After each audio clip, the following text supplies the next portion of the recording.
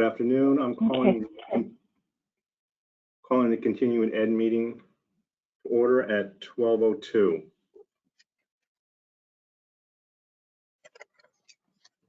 I have Gail, Jamie, Paul, Kirk, Deb, and Craig. Anyone else? Hi, David. This is Millie. Hi, Melly. Good afternoon. And Chris, can you list off people who are on from the public, please? Yes. Emily Wasmer, Christy Lefebvre, Lori McCarthy, Una Bouchard, Wendy Rundle. Yep, and that's it for right now. 5 people. Okay, thanks. So, any update on virtual draft meeting minutes? Yes, I am going to give a full report on meeting minutes at the board meeting today.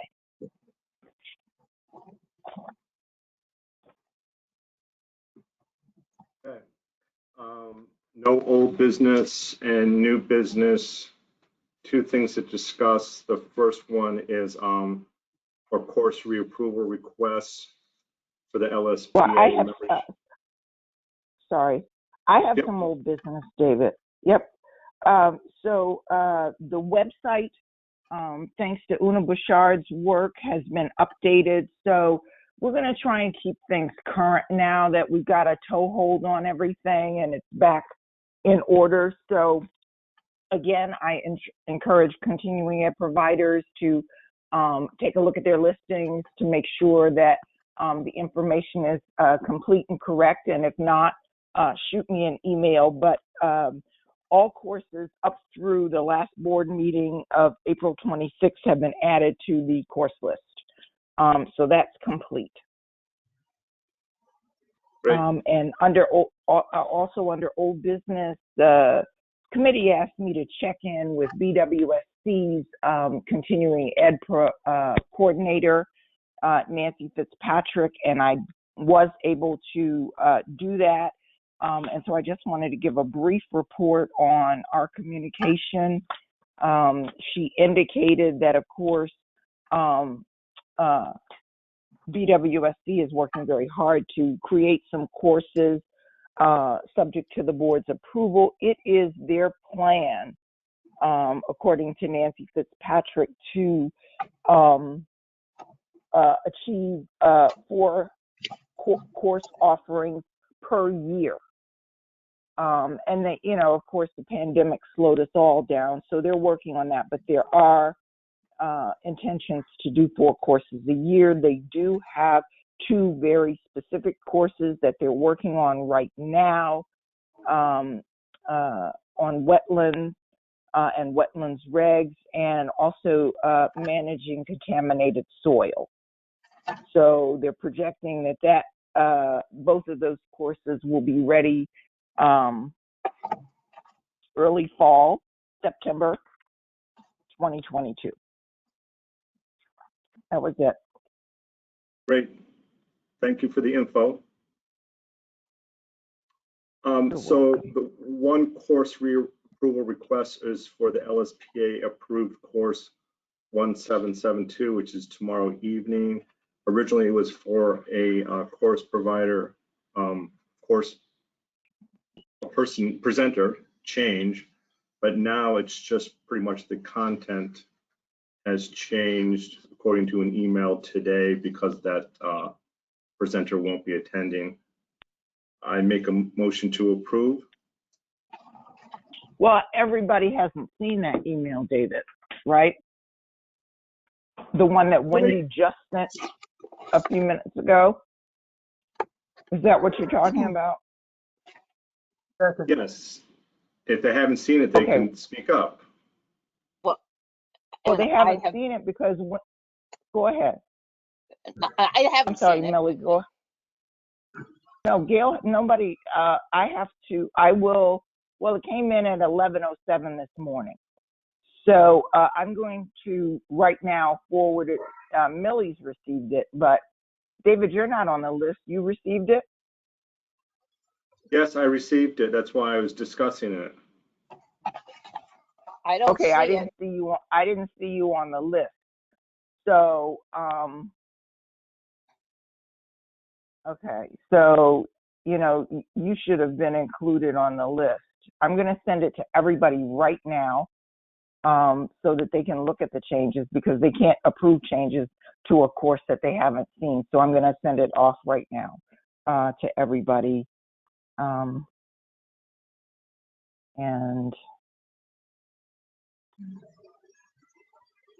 do the best I can to get this done as quickly as possible. And then, So just to explain it, basically, one section of the presentation is just going to be longer now, and one topic was dropped. oh yeah, then they really need to see it. Okay, I'm sending Patrick, Paul, sorry.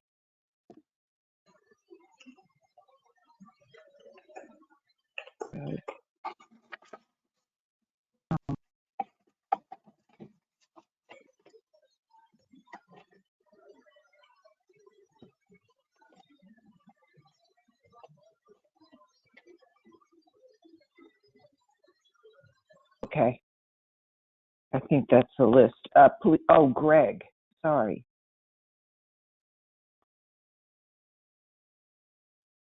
Okay, I just emailed it to everyone. Please let So it me should know be if you pretty- didn't receive It it. should be pretty quick for folks to review it, and then we can hopefully vote on it. It's really minor.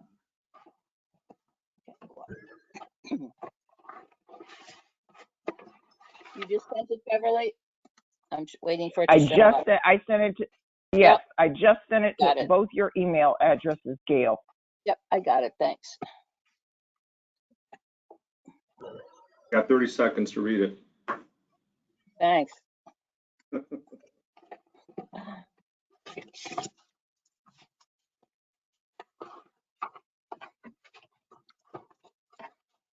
Second.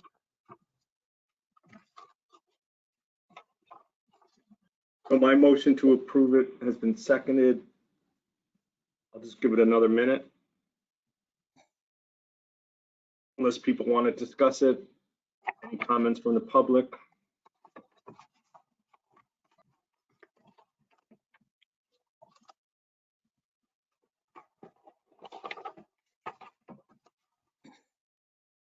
Okay. So I'll go through the roll call. A yes is approving the new format. Gail, Yes. Amy, Yes. I'm a yes. Paul, Yes. Kirk, Yes. Deb, Yes. Craig, Yes. and Millie. Yes. Okay. And this is Patrick. I'm also on the call, and I say yes as well. Sorry, Patrick. Wendy had a comment. I think that ties into what you guys were just discussing. Said the LSPA had a change to the course reapproval request that is on the agenda. Wendy sent an email this morning to Beverly. We had a last minute cancellation because a presenter has COVID. Can Beverly read that email? I'm assuming that's the email that you all just read. Yes, so that has been addressed, and the new format for the course tomorrow has been approved. Okay, great. Okay. And Wendy, please send the courses to me so that I can send them out. I understand, excuse me, that this was an emergency, but David said he got it. I don't see David on the list. I want to make sure that, we don't have to have people sitting and waiting for this. So it helps, because I didn't see it. I was doing other stuff. Yeah, it went to 3 of us, or 2 of us. Yeah, 3 of us. So it got done. The other new business is there was the guidance email for requests submitted on May 3rd from the board, and then there was a response and comments on it from the LSPA on May 13th.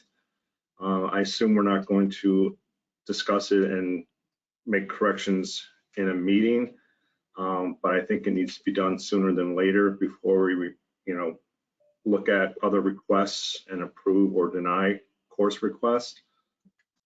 So I don't know if that means we have just a special meeting like we do for the exam committee, or looking at the draft regulations. I don't think it would take long to iron it out or make sure everything's consistent. And David, this is Well, Paul here. Is that to like codify or like establish protocols for like a live webinar versus online content, or is that what you're alluding to? Well, let me just say this, since I'm the one primarily doing all the changes. These, first of all, I want to say that I was very troubled by the first paragraph of your communication, Wendy, because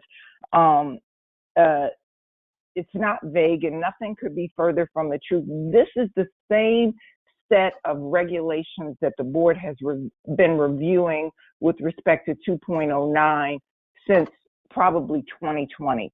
It's the language that is in every iteration of 3.09 that we've reviewed. The board has looked at it. And so, to me, the first paragraph implied that I had done something or sent something that the board hadn't even seen. And that's not true. Not only has the board seen it, but Wendy, you've seen it at every single meeting. It's part of the packet.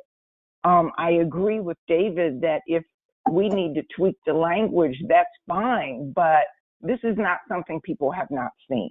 That's my only point. So how do you suggest we address the comments, which we should seriously look at? Well, I think that we should look at the comments, sure, but what we post on the website. Another point taken. What we post on the website is my decision, and DEPs and EEAs. But the context in which this should be discussed is when we're reviewing the regs. So this is something that's been in every single iteration. We've worked on the language, and if the LSPA is advocating for changes in that language, let's talk about it within the context of 309. We're reviewing that again today. But Wendy, Beverly, can I just say something? I believe I sent you comments on the language from the last, this was available at the last meeting. You're right, it was in the packet for the last meeting. And I actually I missed the last regulations committee meeting, so I sent you comments, and it included comments on that specific point. Okay, Gail, what we're reviewing today, the iteration that we're looking at today, are your comments.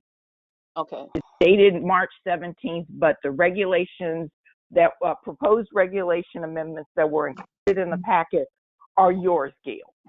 Oh, okay. Yeah, Wendy just said the letter from the LSPA was not intended to be considered as comments on the regulations that are in the process of being drafted. So why don't we schedule a regulations meeting at the beginning of the June meeting and specifically address this? Is that a good way to do it? Sure. Okay. I'll put it on the agenda. I mean, the LSPA is one of the biggest course providers, and if they see some discrepancies and feel things should be clarified, I think we should do it sooner than later before we even look at other requests and approve and deny them. Right. And I want to point out, we have not been, the big point is we have not been requiring 10 polling questions per course. That's just the fact. We have not. Right, and those are the types of things that we can clean up, but Sure. we'll do that at the time when we have this discussion. Okay, so you want me to add for the June meeting, discussion of each of these points raised by the LSPA on the 21st, our next meeting. Okay. Wendy just said I'm the sorry, go ahead. LSPA is not advocating for language re the regulation. It was intended to be a response to Beverly's email that asked for feedback on the template that she indicated is currently being used to approve cost requests. Well, it does tie in But because this is somewhat a preview of the regulations we're considering, right? that's right. So it does fit within the regulations because she does, the communication does make comments about the letters. I'm sorry, make comments, as Jamie has indicated, about the reg. So the feedback is helpful to have now as we're trying to finalize that language. So we'll Yes. take it up in June. Yes, yes. Great, so- I've already noted, I'll add it to the agenda. Excellent. So we have a process for addressing that, and the next meeting will be in June. I assume it's virtual. Mass DEP doesn't have their act together yet. No offices are open. Offices are open, David, and so you Oh, that's can't right. I'm really sorry. say that. I mean, we do have our act together. We've gotten through a pandemic. I think that shows really a lot of perseverance. No, Okay. yeah, I didn't mean to say that. I meant there's no public meetings yet in the buildings. It depends on which building. Yeah, it What's depends your, on which building, David. And I think the issue is we have in Southeast Region, I'll speak for Southeast Region DEP, we have held meetings, but our small meetings, small group sessions, not open to the public. It's very hard to anticipate if we would have 2 people or 100 people in a public meeting. So that's the only part that gives me some concern. We would need to vet that through the Commissioner's office. And I don't think we're ready for that yet, unless the board Well, feels actually- that. sorry, Millie, Okay. finish your point. I'm sorry. No, That so makes I just sense. wanted to caveat that. I mean, it's been controlled meetings where we have had less than 10 individuals sitting in a room side by side. Exactly. And that even depends on the building. I mean, Millie is speaking for Zero Lakeville, but Zero Worcester is open to a degree. As you know, I've been conducting the exams out there throughout the pandemic. I also had a member of the public in to review an exam in Boston. So it's a small group. You have to have permission, and the permission comes from EEA. DEP checks in with EEA. So they haven't said anything to us really. And Millie, you can, That is correct. piggyback on my comment. Yeah, about exactly when we're going to open. We don't know. We really don't know. And if the Okay, LSP well, LSP board moves and along with DEP this fall, that's we're packing, so that's going to be an even bigger mess. So I don't know firmly when they're going to open the building. Okay, well, thank you. Sorry I brought it up, and I'm ending this meeting at 12:20.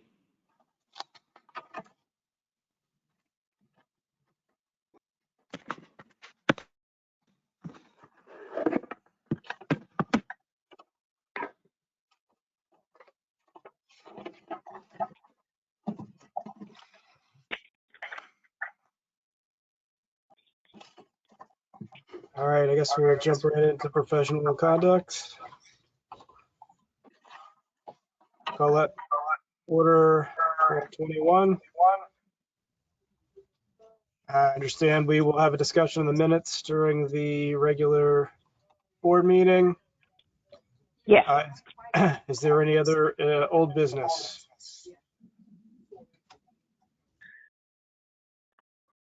Other than status of the CRTs? No. Okay, when you're ready to give us that update then, Beverly? Okay. So I think I overpromised on some things, but I've exceeded in some others. So today we're going to have an executive session to discuss 05C07, excuse me, and 12C01. On 08C03, and here's the overpromising part, and 18C02, I indicated that I would have those decisions ready, and they're not, but they will be presented at the June meeting, 08C03 and 18C01. In 08C03, there's a final decision that's outstanding. In 18C02, excuse me, there's a CRT report that's outstanding, and I have a draft that has to be reviewed by the other committee members. I'm going to skip down to 21C01. If you recall, at the April 26th board meeting, I reported that the LSP was responding to the complaint, and he or she did respond. We received the response yesterday in a timely filed.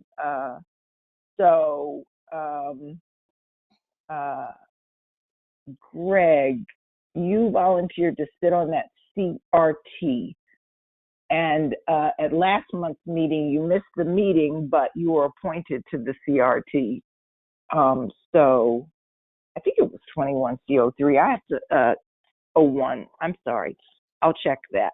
But we've got the LSP response. Now, Beverly, can I just check to see? Beverly, can I just check to see if I'm on that? I think I volunteered for a CRT. I don't know if that's the one. Yeah, you did. Okay, just checking. Because we haven't gotten anything yet because we were waiting for the response, right? Yep, and it came in yesterday. Okay. So I'll be in the office on Thursday and Friday in Boston. I may be able to get it mailed. It's a massive file. I don't have the LSP's response scanned, but I don't know whether or not your servers can take that. So I'll have to see how best to send it. But I have the response electronically. I have the complaint scanned in an electronic form, so I can get it out to you if your servers will hold it. Beverly, can I just ask, does the state have an FTP site or something we can get to it from? Because I'm pretty sure I can't get it if it's that big. Yeah, yours is problematic, Gail, your server. It is big. But What kind of a document is it?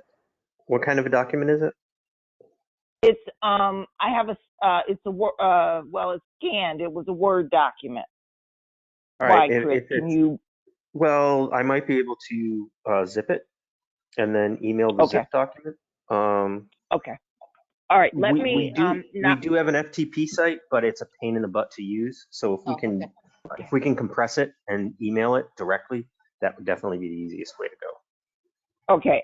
Thank you, Chris. I'm gonna the CRT members of 21C01. I'm going to work with Chris to create a smaller file and get that out to the CRT members by the June 21st meeting, so we can keep the momentum going on that case.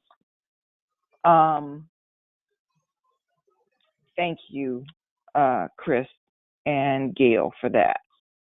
Okay, so Barbara made a mistake, obviously, and sent out information on 20C01 and 20C02. And so we need to figure out in executive session how those two matters are going to proceed from going forward. Excuse me. And that's my report. Thank you. Is there any new business? No. Okay. So we'll have executive session after the regular meeting. Next committee meeting will be June 21st. And for With that, we'll adjourn the Professional Conduct Committee meeting at 12:27.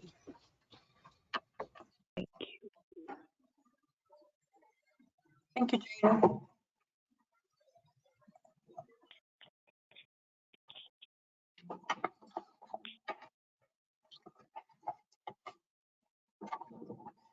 Good afternoon, everyone.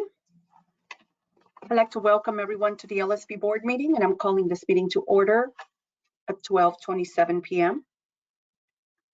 Any announcements, either by members of the board or the public?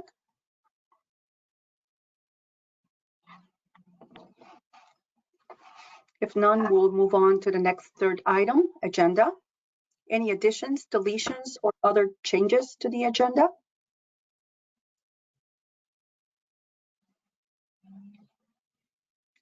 Hearing none, I just move to go ahead and adopt this agenda. In fact, we'll just go ahead and adopt it. Beverly, if you could kindly provide us with a virtual draft meeting minutes report. That's for meeting minutes from June 2020 to April 2022. Yeah, I'm gonna go through that. That is item, Number 4. sorry. It's item 16E, the Attorney General's Office, Division of Open Government. I've communicated with them, if you recall, at the last meeting I mentioned that. So I'm gonna go, I have a full briefing prepared on that. So I'll talk about all the minutes when we get to item 14E.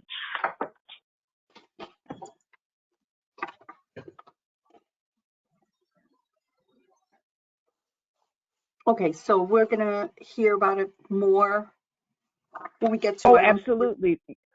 Yes, Millie.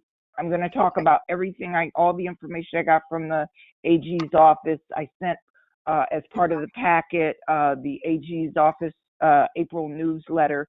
So I will talk about it, yes, all the Okay, minutes. so that's 16E. Other business, Attorney General's Office, Division of Open Government. That's right. Okay, thank you so much. Yep, that's right. Okay, so 16E, thank you. Okay, so moving forward, I believe that everyone got from Barbara the latest, most updated version of the list of the renewal dockets. There was one additional person, LSP added, I believe, to docket number 2. So we'll move forward with that. Today we need to vote on 3 renewal dockets. Docket number 1 consists of 1 LSP who completed all the requirements for renewal by April 30, 2022, and whose license now has a new renewal date of April 30, 2025. Do we have any comments or questions on docket number 1? Motion to approve. And if we don't, then we'll move forward and move to approve. And do I have a second? Second?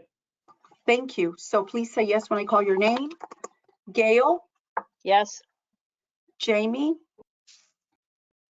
Yes. thank you. David, Yes. Paul, Yes. Kirk, Yes. Deb, Yes. Craig, Yes. Millie is a yes, and Patrick. Yes? Thank you. Motion carries. Millie, Docket- Kathy Campbell is on. Oh, Kathy, welcome. How are you? Hello. Hi. So, is that a yes? Oh, yes. Thank you. Motion carries. Let's move on to packet number 2, which consists of 3 LSPs who have requested a 90-day extension from their renewal date of April 30, 2022. And now we have a new renewal date, which would be July 28, 2022. If there are no comments or questions at this time, I just move to approve renewal docket number 2, and I need a second. Second. Thank you. So we'll go ahead and proceed with the roll call. Gail, Yes. Jamie, Yes. David, Yes. Paul, Yes. Kirk, Yes. Deb, Yes. Craig, Yes. Millie is a yes, Patrick, Yes? and Kathy. Yes. Thank you. Motion carries. Docket number 3 consists of 2 LSPs who have completed the requirements within the 90-day extension granted and will now have a new renewal date of January 30, 2025. If there are no comments or questions, I move to approve renewal docket number 3. Do I have a second? Second. Thank you. Please say yes when I call your name. Gail, Yes, Jamie, Yes. David, Yes. Paul, Yes. Kirk, Yes. Deb, Yes. Craig, Yes. Millie, yes, Patrick, Yes. and Kathy. Yes. Motion carries. Thank you. Okay, so next is the applicant review panel, number 325. And at this time, Beverly, I'd like for you to please proceed with requesting board member volunteers to support this ARP. Okay, so the ARP was assigned. We were supposed to meet yesterday. As many of you know, I haven't had a laptop. I haven't had a phone. So we didn't get to meet yesterday. And it's just as well because there were some documents that all of the members did not have. So we're going to reschedule that and get it done before June 21st. We do need to assign the most recent reapplication of Mr. Evan Kuntz, if I'm pronouncing that correctly. So we have panel members for 325. We need volunteers for panel 326, and it's just this one applicant. So it's a reapplication, though. This is So- Debbie. I'll volunteer. And I you have can Paul also here Thank you, too. Deb. I'm This is willing to Kathy. jump in. Okay, thank you, Deb, Paul, and one other person, Kathy. LSP. Pat, Kathy. Thank you, Kathy. All right, we have our 3 all set. I'll send the files, and we'll have both of these panels completed before the next meeting on June 21st. Thank you. Thank you, Beverly, and thank you, board members. All right, so moving on, Beverly, if you can please provide us with an update regarding other licensing related matters. Yep. And Millie, you want me to just keep plowing through the Yeah, report? why don't you Okay. just, exactly. I think Okay. it takes you all the way through 13, Beverly. Yeah, okay, I will. All right, so we have total number of active is 456. We had an LSP retire. I'm sorry, I don't have his name here, but as of May 11th, there were 456 licensed LSPs. There were 2 folks on inactive status. Mr. Palermo's inactive status is coming up in June of 2022, so hopefully he'll notify me of what he wants to do. The unpaid annual fees for 2012 is part and parcel of item number 8, which is Ms. Oosting's letter to the board. I did want to, before we start that discussion, excuse me, make sure Ms. Oosting is on the line. Is she on the line, Chris? I believe she is. Let me check. Please. Yes. Otherwise, we can. Yes. Okay, very good. Okay, I did want to note that Mr. DeCoulis has posted the audio-visual recording of the February 8th, 2022 LSP board member meeting, LSP board meeting. I think just the board meeting, I'm not sure, but he's posted it on YouTube. So the full meeting's available online on YouTube. Now, if you recall, at the last meeting, I was asked to review exactly the language that was said regarding Ms. Oosting's petition for a waiver with respect to her limited application and revocation of her license, and I did that. I believe, I'm sure you received the meeting minutes pertaining to Ms. Oosting, because Una Bouchard was able to segregate those particular minutes. These are exact statements as indicated by the transcript.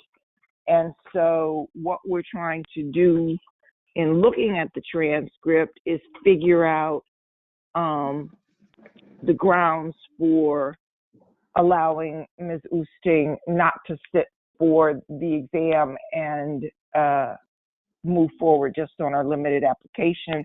To that end, she submitted something, a letter and an email that you should have received as part of the electronic packet.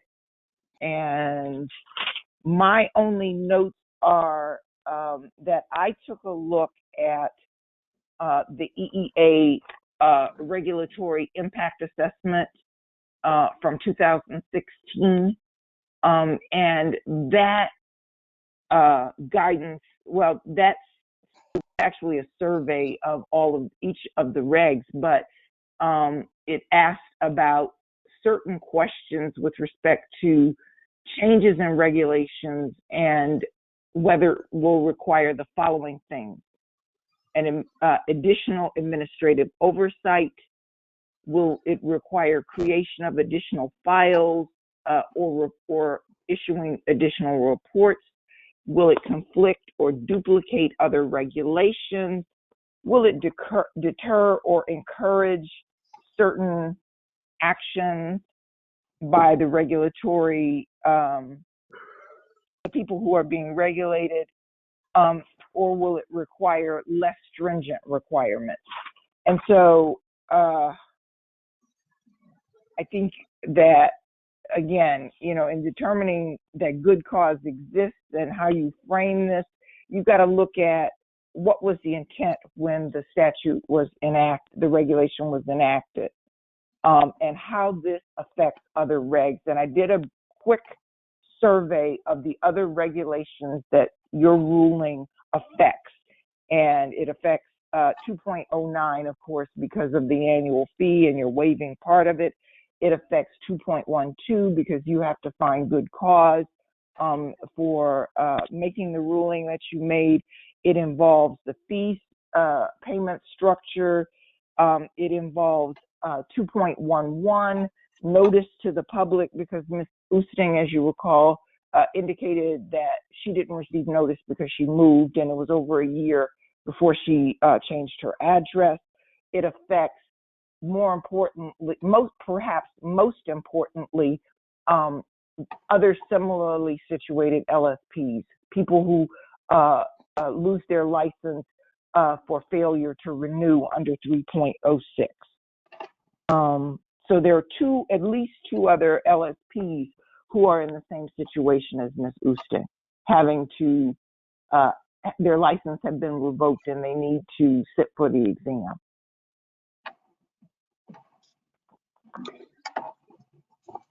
Thank you, Beverly. So I appreciate the research, and I just have one clarifying question, and I want to say thanks for forwarding along the meeting minutes for this particular session that was held on February 8th, 2022. The way as I read these meeting minutes, the last statement, when we took a vote and quote, the motion carried, that pointed to the need for an ARP meeting to then have that discussion. So there was a refinement. Kirk Franklin had actually put a motion out there. There was a refinement to that motion as per Jamie Smith. And therefore, I just wanted to confirm that, in fact, that is the pathway where we will have an ARP to discuss all of these findings as it pertains to sitting on the meeting or not. excuse me, sitting on the exam or not. We did have the ARP and we did have the ARP and approved her to sit. We concluded that she was qualified to sit for the exam. Okay, thank you. So then, is this matter not resolved per our vote? Well, I need to send Ms. Oosting a ruling on this, that you didn't cite any grounds for why you did what you did, and I think you need to do that. I think as board members, you need to figure that out, because as I just related to you, this impacts a lot of the other, not a lot, it impacts, I want to be accurate, it impacts a number of other regulations, and it impacts other similarly situated LSPs. So you're setting a precedent because you've decided that Ms. Oosting doesn't have to sit for the exam, but you have to find good cause, and I have to put that in writing and explain that to her so that we have an administrative record of your findings, what you as a board decided and why you made that decision. I mean, Isn't as that you know, I discussion in send the minutes that we just?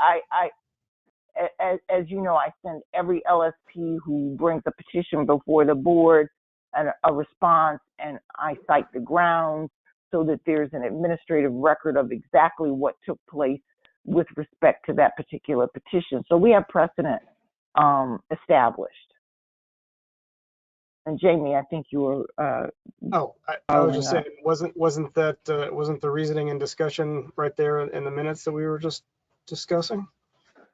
I don't know what was it. That's why I apologize. I did not see that. I mean, basically the meeting minutes end with just a resuscitation of what back in February we were going to do, which was the motion carries and thereby results in the ARP next month or a time whenever that meeting is set up, predicated on the outcome. Then we will better understand whether this waiver is approved or not. That's kind of how the story ends there. Debbie has affirmed that there was an ARP and a decision was made through the ARP that Ms. Oosting does not have to sit on the exam. And I think my understanding is that she was qualified. No, that she was qualified, Millie. Sorry to interrupt. The Yes, ARP found that. Just say that she was qualified to sit for the exam. That was the only goal of the ARP. Right. Sorry, Millie. So go ahead. Yeah, so I guess I'm asking the same question that Jamie is asking. What next? And what I understand is that we need to basically document the decision of the board. And that's what, Beverly has brought to our attention, that there are impacts on multiple pieces of the regulation as it pertains to the decision that was made. And that has to be documented. Can we get the portion of the transcript of the minutes? We have them. We have them in the package. They came in the package. Really? Did I miss them? Hold on. Well, yeah, you did. Yeah, you did, Gail. And also, Gail, hold on. Look for a separate email because I resent them on Friday. Friday afternoon, I think. I resent them separately because I wanted to make sure. So look for a separate email as opposed to going through the packet. So Jamie, for your information, Jamie, you missed the meeting last month, but as Beverly stated, she's looking for a reason to put in the letter, and it was decided that we would go through the meeting minutes, or she would, from February. So that's why the transcript was provided in this month's meeting. Thank you. That's helpful. I just want to comment that in reviewing these meeting minutes, it basically just points to the fact that, I mean, it goes back and forth, and it points to the fact that Ms. Oosting paid the fee, albeit late. Otherwise, I don't really see a concrete reason. Rationale. Millie, I agree. This is Greg. I agree that those notes did not provide a rationale. And again, we need to be clear. Question for you, Beverly, the other individuals who are in the same situation, have they received letters Yes. with reasons why they did not, we did not give them a waiver? Yes. The other two similarly situated individuals are Stuart Mountain. He had a petition for waiver. He didn't renew his license within 1 year. So he's under 3.06. There is one other person who is in the exact predicament as Ms. Oosting. She failed, Ms. Winterburn, D. Winterburn, failed to pay her annual fee within 1 year. So she's in violation of 2.09 and is required to sit for the exam as well.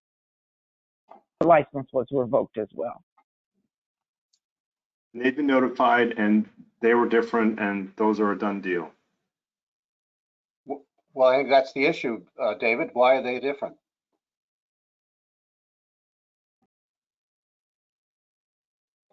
Just as Beverly said, one didn't pay the fees for more than a year, and he didn't challenge it. I mean, and I guess I'm referring only to Winterburn. well, she hasn't taken the next Done step. anything about it. He hasn't done any requested Okay. an additional waiver for the exam. I know, but that doesn't have anything to do with the grounds for Ms. Oosting. You're setting. I know that you're trying to. Beverly, Okay. you said the three cases are similar. They are not similar, and we just went through that. They're not similar. So we are looking at them one at a time on an individual basis. Okay. So you're looking at them one at a time. Where's the grounds? You wanted the minutes, and I provided the minutes because what I said was there were no grounds, and now you can see for yourself. So I understand what you're saying, Deb. They're not similarly situated, but you have to anticipate that these issues are going to come up again and again, because every year somebody fails to pay their fees, and every year someone's license, pretty much every year someone's license is revoked under 2.09. And so my only point about this is you've got to figure out as board members how you're going to distinguish this from cases that come behind it. Right, so. Well, first of all, I have to dispute that a little bit, Beverly. I mean, I've served on the board for a number of years now, and I don't recall this particular situation coming up on a regular basis. We had kind of several of these that happened almost simultaneously, but I don't recall having this discussion prior to that, or requiring anyone to reapply and resit for the exam.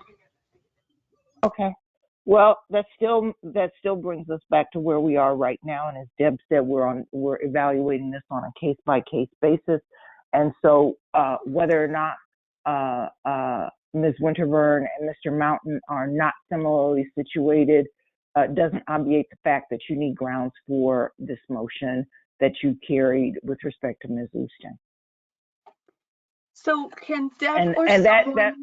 that also applies, Dave. That also applies, Jamie, to whether or not it comes up again, because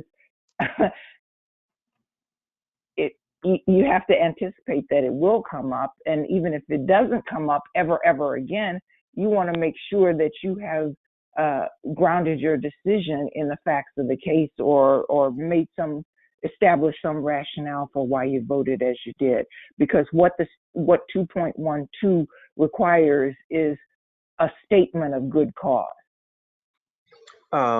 Ms. Oosting just posted from the minutes, Kirk Franklin, LSP board member.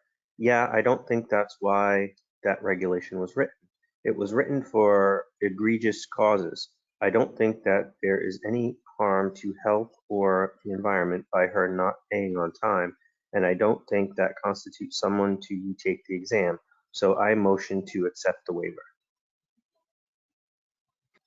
I just want to thank you. That's helpful. But I just want to clarify that if you keep moving forward with the meeting minutes, the last page, Jamie Smith, LSP board member says, quote, sure, so we had some dialogue. There was a refinement of the motion. And I believe the motion and the roll call and the way that members voted was directly with regards to the motion that was refined. And it basically stated the motion is to waive the requirement to take the exam pending the approval of the AR, of the application review committee. So Right, which has happened now.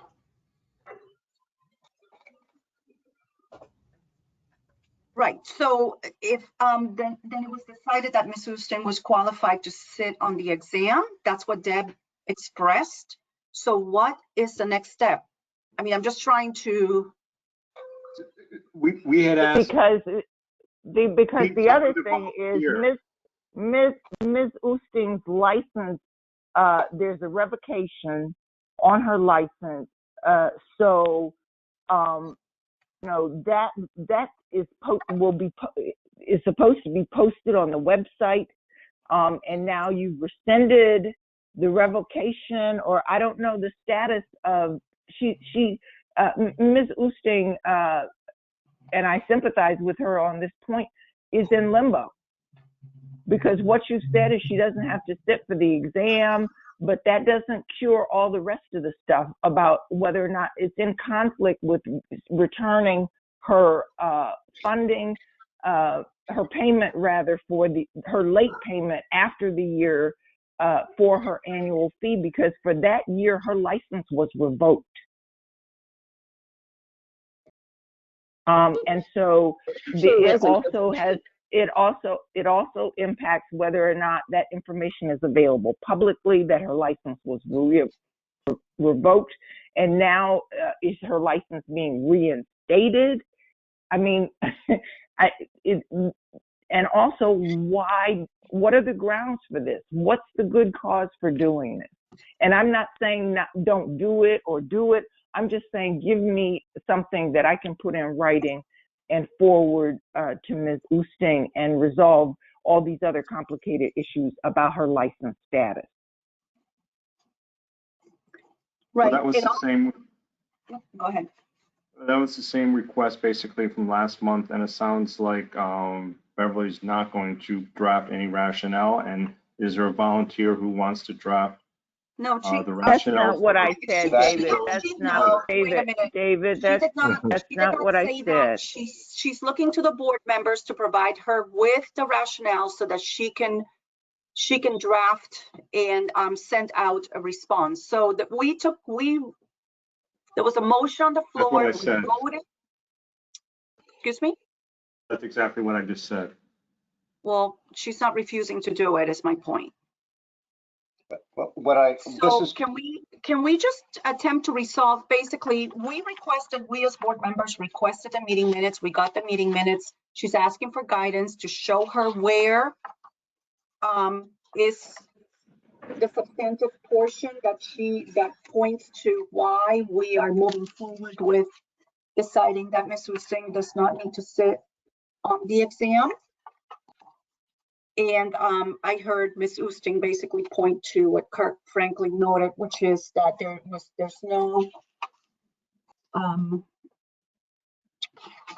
there's no egregious nature in what transpired, that it was basically, I'm paraphrasing, administrative in nature. Well, I do want to say, David, that was absolutely incorrect. I never refused to write a rationale. So please don't put words in my mouth in that way. I've never shirked any of my responsibilities. It's the board's responsibility to tell me what to say, not mine to draft and then tell you as members. You know, so I'll do as I always have, whatever the board wants me to do. But I'm saying that there are these things, and this, and one final point about this is this rule was 2.09 was harsh for a reason. Number one, and you can tell that from the way the framers worded the regulation. There's no right to an adjudicatory hearing in this. There's no right to anything. There are no rights of appeal, rather, attached to this regulation. And if you know, there are other parts of the regulations where there is a right to an adjudicatory hearing, where the board, the drafters of the regulations thought maybe somebody should have a right to appeal this. So the bottom line is Ms. Oosting didn't have a license for a year. She was practicing hazardous waste site cleanup work within that year. If she carries insurance on liability insurance, she wasn't licensed. So there are all these complicating factors. Beverly, can I make a suggestion? I'm certainly not prepared to come up with a rationale from the regulations because I don't know them well enough. That I think we as the board members need to look at the regulation to see where we have the flexibility to have done what we did, and what extenuating circumstances or whatever we want to cite. But is it possible for you to write the comments that you've said, put them into some sort of almost like a brief for us to review to find out, to be able to guide us in evaluating this? Sure, I'll do that. And the only reason I'm saying that is because I have to, and I will go through all of the regulations myself to make sure I understand them. But if you could help guide that process for us, I think we'd be in a position to then do what we need to do. Yeah. So what you're asking for is a synopsis of just the things I've said today, the regs I've cited, and that sort of thing, right? Exactly. Yeah. Okay. Absolutely. I've got it all written out. I'll do that.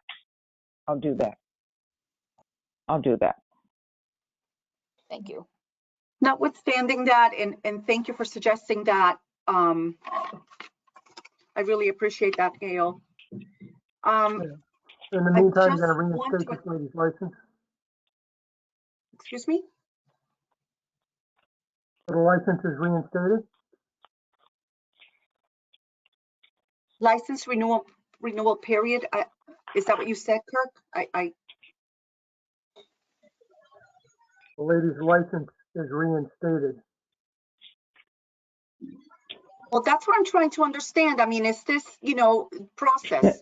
So we've asked Beverly to put together a synopsis, and you're asking about reinstatement, but then what's the purpose of putting together the synopsis? I'm just trying to. Yeah, well, understand that we voted on this. Jamie summarized it. He had it in his notes. No one else maybe had it in theirs. And so as long as it was approved by the ARP, and it was, the lady's license would be reinstated. Why are we voting on things only because one person says that they don't like it? It's someone without a vote. There's nothing in front of us to vote on. Here? All right. Well, Kurt, who are you talking about? One person doesn't like it. I don't know what you're referring to or implying here. We voted last meeting, and what we voted on was that the license would be reinstated upon the ARP approving her application. They approved it. Her license is reinstated. So why is it that you won't reinstate it? I don't understand. Because it's complicated? No. I don't think we have consensus on the reason. So I think Beverly's coming to us with we're looking for guidance as to what was behind our vote. I don't want to put words, in Beverly's mouth, but I think, for her to issue a letter, it's got to mirror the intention of the board. So sounds like there was an outcome here, but we're struggling with how to articulate that in a letter that would be addressed to Ms. Oosting. And because it sets precedent, we have to come up with the rationale for this particular situation. because otherwise we're setting precedent and having no reason, it's nowhere would it be stated why we said something. It doesn't, it doesn't leave a framework for future potential incoming situations that the board has to address. So we need to articulate what exactly is behind the decision. And once we do that, it's fine, then it would be, and she gets the letter or however it's the mechanics work, then it would be reinstated. But the reality is that it's very clear. I'm reading 209 now, and it's very clear that the license was revoked. I mean, that's a fact. But if she didn't get the information saying that there's a bunch of issues, we have to articulate the specific reason why we say this is an extenuating circumstance, and we decided that pending approval of the ARP to sit for the exam, we would waive the exam. That's all we're doing is waiving the exam. She still had her license revoked, and we waived her having to take the exam. So I think what we need to understand is the next step specifically, so that of how she gets reinstated without taking the exam is really what we're saying. Right, so we've got to compose a letter that gives that rationale, and hence why we received these set of meeting minutes so that we could try to extract from the meeting minutes, but there was not a lot here to go by. The other thing, Kurt, is please don't imply that I'm ever in favor of one LSP or one program or anyone over anyone else. All I want to do is make sure that the decisions the board makes are found within the reg. That's it. And that these regulations are applied with fairness and equity toward any entity or collateral that comes before the board with any issue.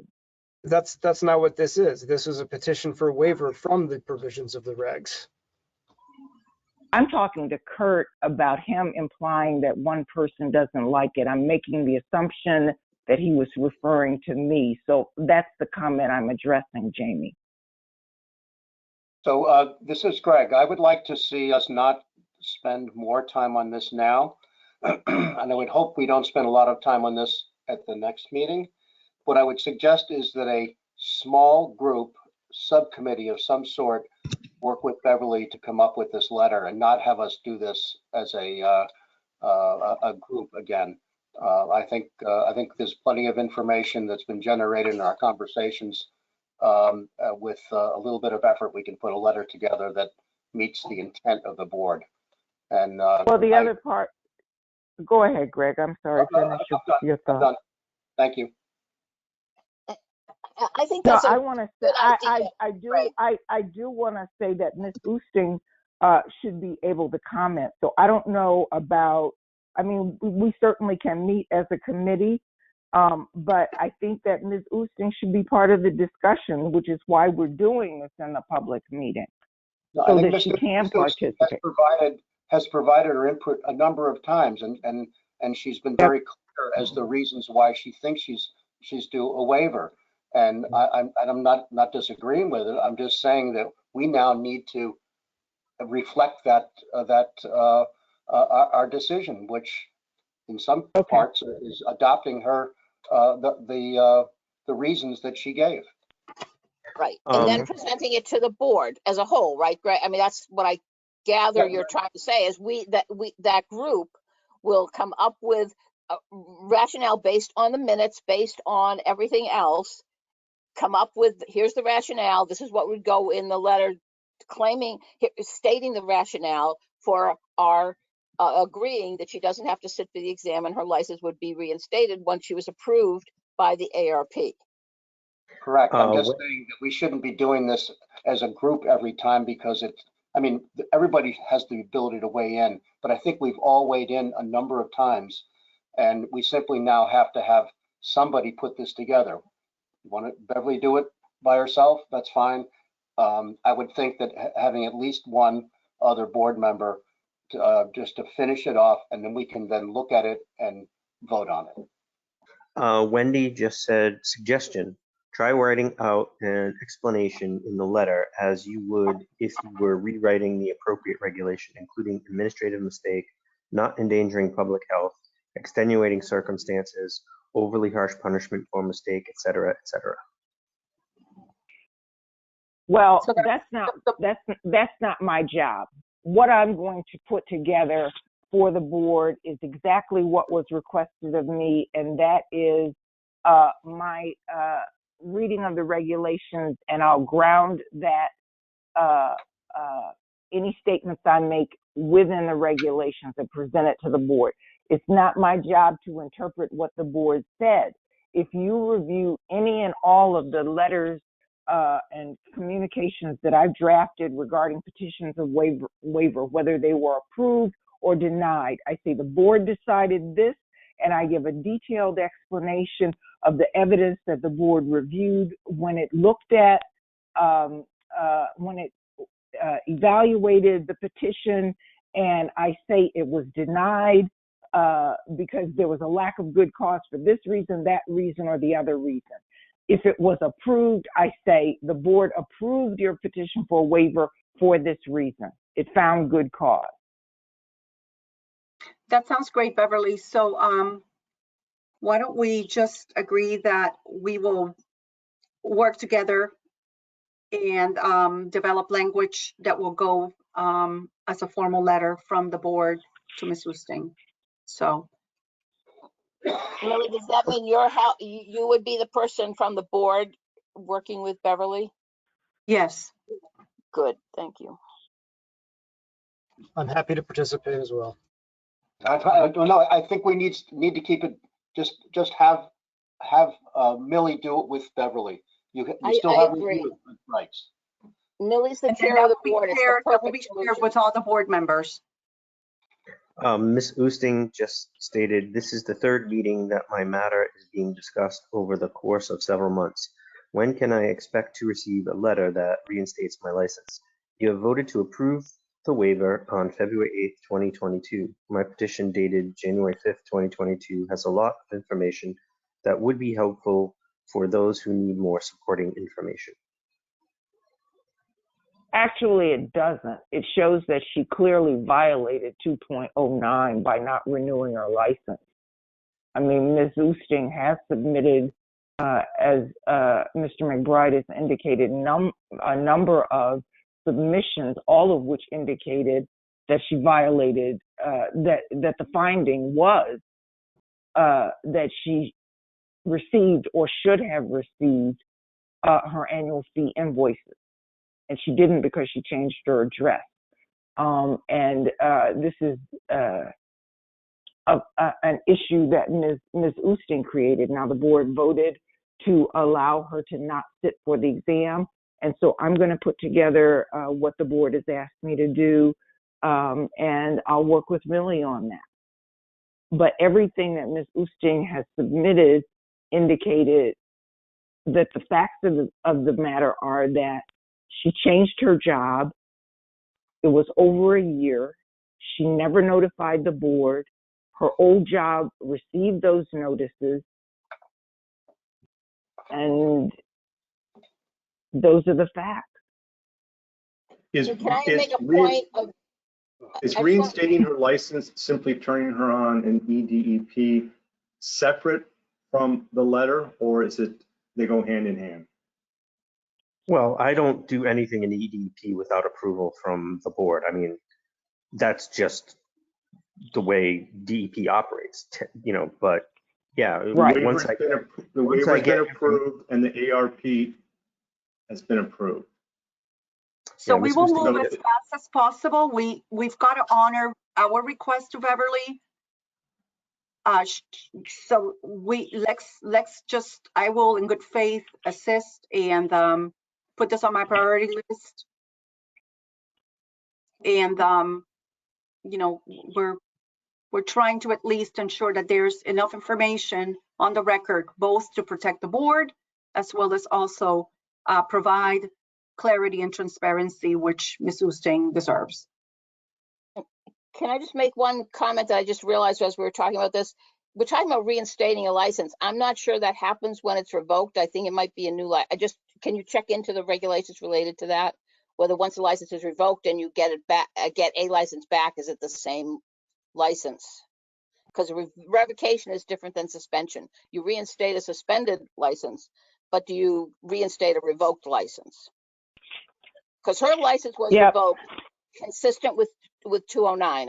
I've just read it. It's really obvious that was the right thing that was done.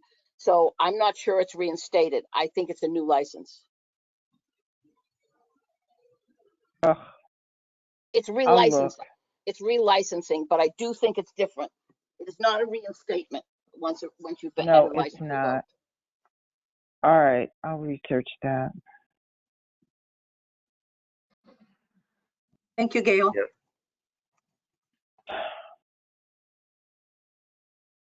Yeah, Ms. Husting just posted, some of those statements are not factual. I'm assuming, and this was 2 minutes ago, so it was when you guys were having the discussion about. Yeah, I assume those were my comments. Yep. Okay, I'll have something prepared for the next meeting. Yeah, and as it goes for the actual physical ability to submit an EDEP, it's literally a 30-second thing. Well, actually, if you issue a new license, I'll have to enter a new. Yeah, she may. Yeah, and Chris, we may have to run that through and give her a whole new license number because it is not reinstatement. Her license was revoked, so I don't know how that works. So yeah, I can do all that. I can do, I know you can, Chris, but I'm saying from our end, I have to look and see because Barbara has to run that through the computer to generate a new number, and I first have to look and see because Jamie is correct. We've never revoked someone's license and reinstated it. We've suspended people's licenses and had them reinstated, but that's a different regulatory mechanism. So I'll have to look. But yeah. All right. Thank you. Thank you. Anything else? Yep. Anything else? I'll continue on with the. Yep. Yep. Thank you. Okay. Item number 9 on the board meeting agenda. There are 3 LSPs who have not paid their January renewal fees. Notice letters were sent. There are 2 LSPs who have not. I'm sorry. There are 3, item number 9 on the board meeting agenda. There are 3 LSPs who have not paid their January 2022 renewal fees. There are 2 LSPs who have not paid their April renewal fees. And there are 8 LSPs who have not paid their 2022 unpaid annual fees. And letters have gone out to those, 13 people? Mm-hmm. Yep. All right. So any questions about that? I'll move to the exam committee report. The exam committee report is bifurcated. There are a couple of announcements with respect to that. First of all, the exam committee met on April 13th, and I think we've kind of talked about where we are with respect to, I'm sorry, yes. I gave a report on April 26th about the April 13th meeting. So in response to the exam committee meeting, I met with the psychometrician on May 10th. I'm happy to report that we are going to be able to work with Scott Thane out in Utah and his team. We met for 2 hours. We talked about a couple of things, and I'll very briefly go over those. If you recall, he was our psychometrician for the last set of revisions, and he always told us that we needed to do conduct a statistical analysis of the past exams, because we want to make sure that people with low and high ability, and I'll explain that in a second, are performing in accordance with the development of a good exam. We want to make sure that we improve the reliability and the quality of the people who pass, the reliability and quality of our pass-fail decisions. But he indicated that we need maybe 100 people to conduct a statistical analysis of the old exams. And we don't have 100 people. So I have to get exact numbers to him and his team so we can figure out whether or not he can take a look at the old exam. Now that's a decision that the board can make if it decides that it wants to look at the statistical analysis and find out whether or not the questions are good or bad. But he said that we need to know when a question is behaving badly and should be eliminated. And he gave this one example of a computer repair. A high functioning person will look at a computer and look at whether or not the program is, something is off with the program, whether something is off with the platform. That's a high performing individual, and those are people we expect will perform well on the exam. A low functioning person taking the exam will look at a computer not coming on and say, maybe I need to check the power button. So there's a difference in the functionality of the two groups taking the exam, and performing the statistical analysis would help us with that. Otherwise, we're just going to create new exams, edit the items, conduct a technical review, and conduct a cut score, with the content areas being our blueprint. So we have to figure out exactly what we're going to hire Scott Fain and his team to do. And I have some reports on the budget and the numbers and our ability to hire him to do whatever we need. But he also gave me some exam writing guidelines that I'm going to forward to the committee members. And this is one of Gail's favorites. Avoid absolute modifiers, always, never, only, all, none. Never ask opinion-based questions. What would you do? What would you use? What would you try? Because the examinee's answer can never be wrong. But he gave me a whole checklist to go along with that. And I think that it'll be a good thing to work with someone, again, who already knows the exam and what we're trying to do. So that's my exam report. Unless any of the committee members want to chime in. So there's a scheduled Okay. exam committee meeting next week. Are we done going through all the draft questions we have? And if so, We are. I'm sorry, go ahead, David. Meeting? In the meeting, Chris and I are going to, Chris is going to forward the content areas and how many questions we have for each of the content areas. So we'll need to, so David, to answer your question, it may be a shorter meeting than we thought, because what we're going to do is figure out where we need to go next. If we have a sufficient number of indoor air quality questions, we can close that off. If we, I don't need to elaborate, right? So that's what we're doing next week. And the next exam committee meeting is Wednesday, May 25th at 11 o'clock. We'd love to have committee members join us, board members join us.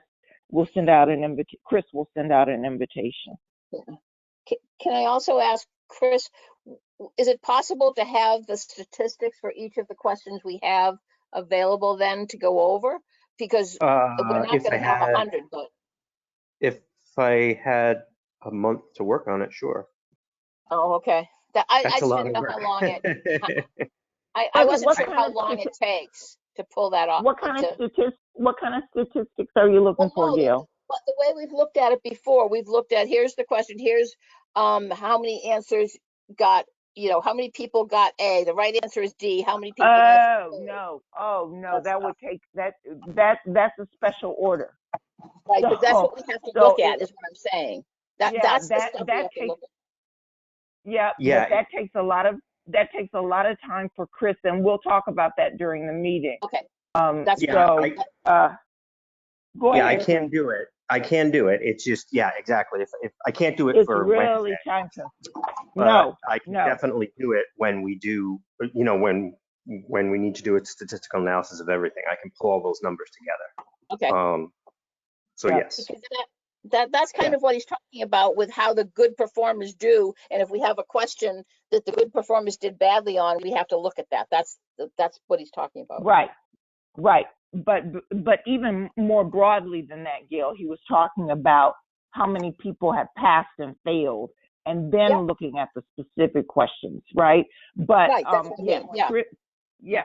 Chris can do that, but we'll have to give him a lot of notice, and that'll take a lot of time because he will be conducting an analysis, which he can do, and he's done it for us before when we were creating the last set of exams, but it takes a lot of time. So we'll talk about planning to answer specifically David's question. We're going to talk about where we go next because we're finished with the questions. We're finished with the preliminary, review of the questions that we have developed thus far. But I wrote down what you asked, Gail. Okay, thanks. Okay, so that's for the future. Okay, so the next item, I'm sorry, further discussion? But I had a question. Since I wasn't here last meeting, is there an exam schedule for this June, July time period? Not right now. We are in the process of moving. I'm going to talk about that down the line. But no, there's nothing on the books right now.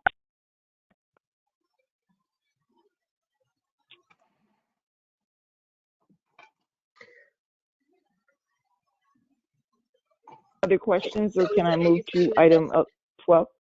Are you saying that so is that saying that it's not going to happen? I'm not sure if. I think Does at it- the What are last you meeting, unsure? at the last What are you meeting, we noted that it would be ideal to have one exam before the end of the year. There's a regulatory citation that speaks to that. But we need to at least get through the summer. That's my understanding. Okay, we managed to give the exam twice during COVID. I'm not sure what how the circumstances are different now. Oh, Wendy just posted. Well, go ahead, read Wendy's comment. Can the LSP board say that an exam will not be offered in June or July? There are at least 6 people waiting in queue. Of course, there are 2 others whose approval, disapproval have been delayed for a few months and are still waiting. At the last meeting, Millie and perhaps others offered to help proctor. Okay. Well, thanks, Wendy, for your comment. There's a lot more that goes into offering the exam than proctoring because you have to be trained. There are certain questions that have to be answered by the examinees. Also, Deb, we didn't offer the exam. I offered the exam, and I've offered it during COVID. And as I've explained, it's out in Worcester, and all of that is up in the air as to where and when it can be offered. And I'm planning on trying to get the offices of the LSP board moved. The regulations require the exam to be offered once a year. So, Deb, your comment about we managed to get it done, I managed to get it done. and the circumstances have changed. So I'm doing the best I can. I'm saying to you that the exam will be offered within the regulatory confines. I just can't plan to get it done right now. And what I don't understand is how the expectations for me are so very high when I do manage to get some things done and then things change and I can't. And so what I'm looking for, Deb, specifically is some kind of understanding that it's just me. I'm also trying to hire some staff. So those interviews have to take place, and I'll get to that when I talk about personnel budget and fees, but I've got a lot of balls in the air. And I understand that people are waiting in queue. The other thing is, and I'll talk about that since you brought it up, since you interjected the exam being offered. We have a person who came in last week, reviewed his or her exam, and challenged 9 questions. So those exam challenges need to be resolved before the exam so that that person can take the exam, so that the questions, if they are challenged successfully, can be altered, tweaked, or changed, or whatever we need to do. And I'm just one person. So what I can say is that the exam will be offered. We won't miss the regulatory deadline, which is December of 2022. It's my plan to offer it.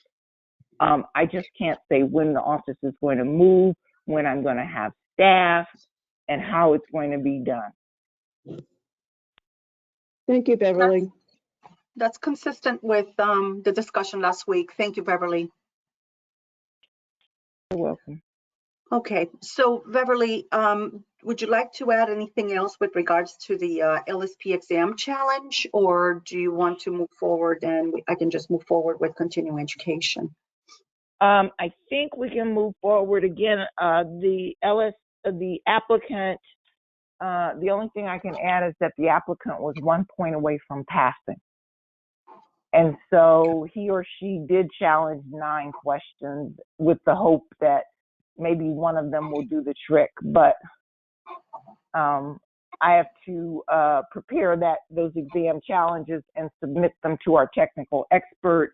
And then they go to the exam review committee, which brings up a good point as we move into the continuing ed committee. You know, David may want to ask for volunteers to sit with him on the exam challenges committee, since we have co-chairs for the professional conduct committee, Kurt and Jamie, and so it's only fair that we have a co-chair for the continuing ed committee to help David with his responsibilities. They can bounce off of each other, and he hasn't had that kind of relief for a year now, and I think he needs that. And also the exam challenges, we would want more than just David reviewing. We've traditionally had 2 people looking at the technical expert evaluation of exam challenges. So that's also out there. Yeah, so that's a good point. I don't have the experience with regards to co-chairs and how they're assigned. Is this someone just raises their hand, or is someone nominated by another peer? If someone could speak to that process. I asked for one after Farouk left, and I thought it was Gail is the backup for continuing ed. Okay. Gail, did you know that? Gail, did you know that? I mean, it's obviously it's been a while, but I know that someone stepped up, and there's a backup as a coach there for the continuing ed, but that's also separate from people looking at the exam question challenges. Okay. Well, David, you and Farouk did it before. You guys looked at the exam challenges, and you were both co-chairs. That was the way that worked. Right, but that was just a Go ahead. coincidence, I think, that we both were doing those same things. So it could be anyone else who provides the third opinion or second opinion on the exam challenges once our expert has looked at them. Mm-hmm. Okay. Okay. So Gail, let's just make sure, Gail, we can confirm that in fact you are the co-chair. And I don't know if you're on the Gail's line. here, but she's on the line, but she's self-muted, so I don't know if she's in a meeting or talking to somebody or. Well, can you wait? Can you wave your hold hand on, at her? I'm here. Hold on. Okay, Gail, so we wanted Okay, to give see, you, this is Gail. This is what happens when you mute yourself. Now you've just been volunteered. Yeah, well, Want to know for what? no, I think I You wanna probably know? did volunteer. I don't. I actually think I probably did. Okay. But, All right. This is more good. than happy So, to do the exam challenge because I'm really familiar with the questions and what we thought about when we wrote the. I feel that would be. I'm quite happy to do that, but I probably did volunteer to do it too. okay, well, great. thank you. And so David, you remember correctly, and I think that's a great pairing because both you, David, and you, Gail, are on the actively involved in the exam development process. So I think it would be good for, and you've also been involved with the psychometrician. So this is good.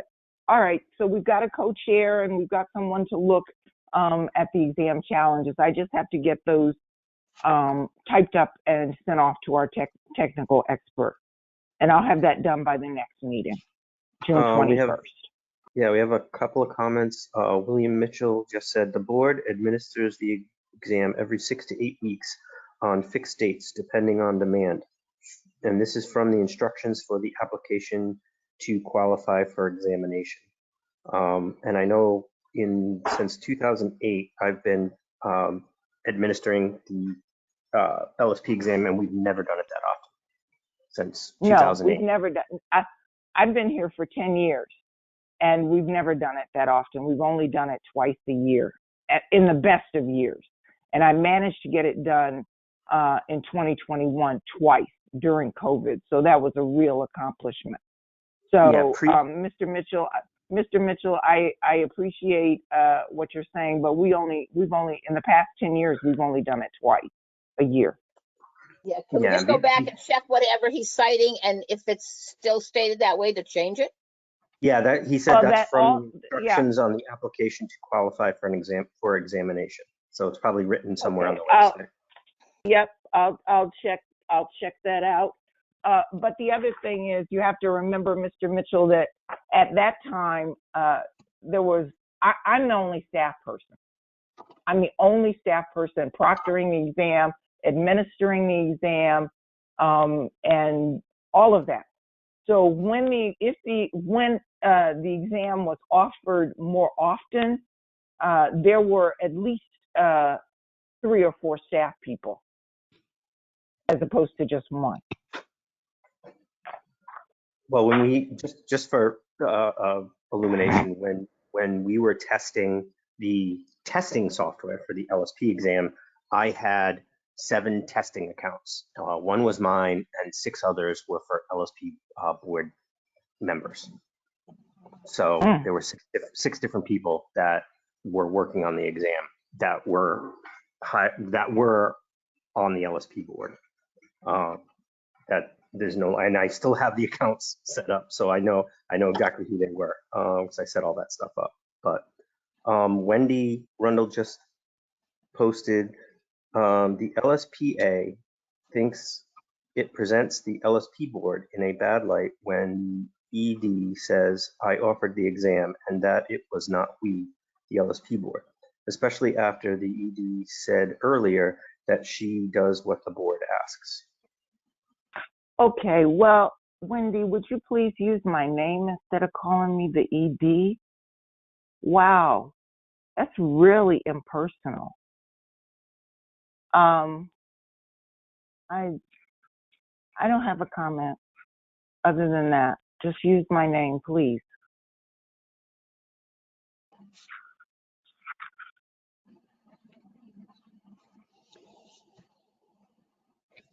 Okay, so I think we've exhausted this topic. Let's move on with the Continuing Education Committee report. David, if you could provide the board with Yeah, a we- report on today's meeting. We met today, and the status of the virtual draft meeting minutes are still to be discussed in this meeting. Under old business, we heard about the website with the courses being updated and discussion with Nancy Fitzpatrick of the DEP and DEP trying to do 4 course offerings a year. And we reapproved 1 course based upon content change. And we're going to discuss the May 3rd guidance email to course provider requests, people making requests at the beginning of the June meeting, and the next meeting will be virtual on June 21st. And Gail has been reinstated as the co-chair. Great. So I assume that in all that there is a recommendation from your committee. Motion to accept the recommendation of the Continuing Education Committee. Perfect. Do we have a second? Second, Great. So let's move forward with the roll call. Gail, yes. Jamie, Yes. David, Yes? Paul, I mean, yes. Kirk, Deb, Yes. Craig, Yes. Millie is a yes, Patrick, Yes. Kathy, Yes. and Greg McBride. Yes. Motion carries. Thank you. And again, no other business. So let's move forward with Professional Conduct Committee report out. Jamie? Yes. We discussed a number of the CRTs. 05 CO7, 20 CO1, 28 CO2 will be discussed in executive session later. Beverly is finalizing reports for 08 CO3 and 18 CO1 to be presented at the June board meeting. 21 CO1, we received response from the LSP, and that information is being compiled for the CRT. No new business. Next meeting, June 22nd. There were no recommendations within the committee that require a vote. Thank you. I appreciate that. So with that, Beverly, if you could kindly update us on 16A through F. Yes. Okay, so the regulations that we're looking at today, 3.09, should be dated May 17th, 2022. These are Dr. Batchelder's corrections, so we should just run through them. Gail, do you want to do that? We start with assessment of learning. Yeah, do we have, can we put those up? Hold on, I gotta pull mine up. Yeah, from my, yeah, Chris has them. Chris, can you put them up, please? Yep. Chris has them. Thank you. Okay.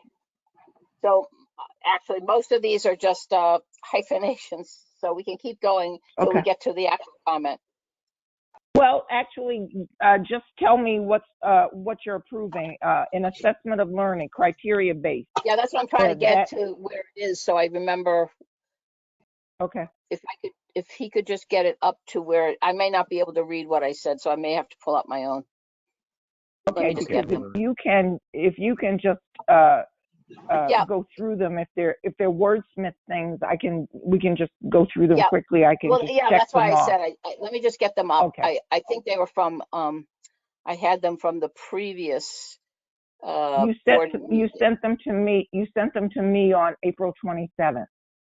Yeah, that's what I'm trying to find out, if I put them in April 22nd board meeting. Stuff, there they are. Okay, hold on.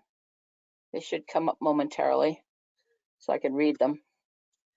Okay. And Chris is putting them up for the rest of the Yeah. public and the board. Okay. Oops, now I'm viewing Chris's screen, but I can read it at least. I'm trying to read the comments because mine did not come up. There it is. I got them. Okay. Okay. So let me get to Oh, it keeps coming up to Chris's screen, not my own screen. Hold on. But Chris, can you just go down to where the comments start? The actual comments as opposed to the changes. I think that's what we're talking about. Here it is. Right. Oh, The yellow, you passed. the yellow. No. It's I just realized what's happening is that you have a PDF version, so I'm going to pull up my own. I'm just going to pull them up, but I think well, let's get to the main part about the one that is the one Wendy specifically was commenting on, the 10 required polling questions. I believe my comment is pretty straightforward. We're still gonna have to go through all the other ones. You want to jump to that one and then come back, or? Yeah, only because I'm having trouble pulling my Okay. own up so I can read it. That's the reason. Okay. Well, we can incorporate. Okay. Let me do it, Gail. Just the wordsmith part, and then you can jump to the LSPA, the section that you want to cover. Okay. So on assessment of learning, in the first paragraph, Gail has hyphenated criteria based. Is that okay with the board members? Very good. Achieve a passing score of 70% is in the same paragraph.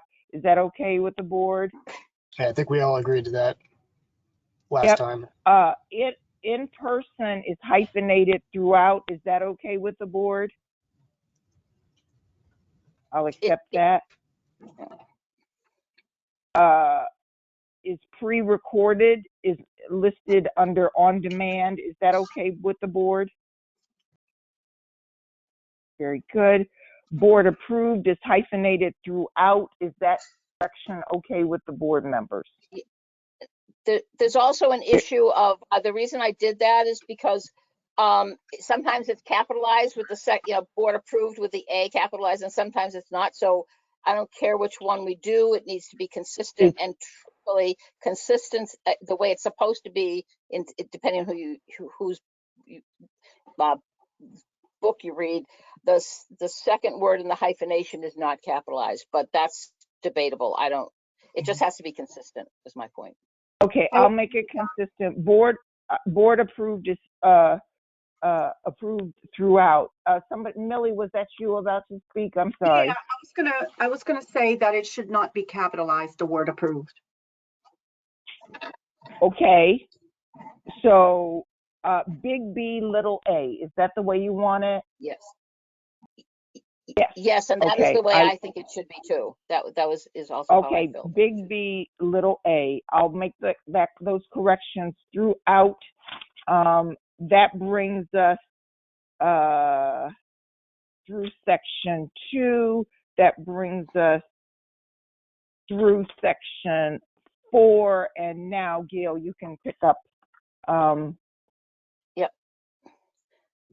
Yeah, that's okay, just a typo. There is one correction above that, and it says request for retroactive. Where are we? Because it's not showing on the screen. I think it's the green part. Yeah, the green part. There it is. Yep. That one. Just showing up green. I don't have my screen on. I'm sorry.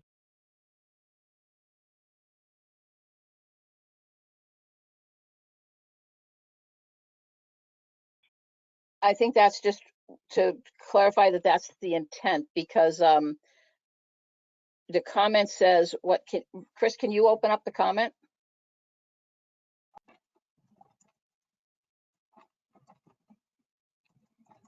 Can you see that? Yeah.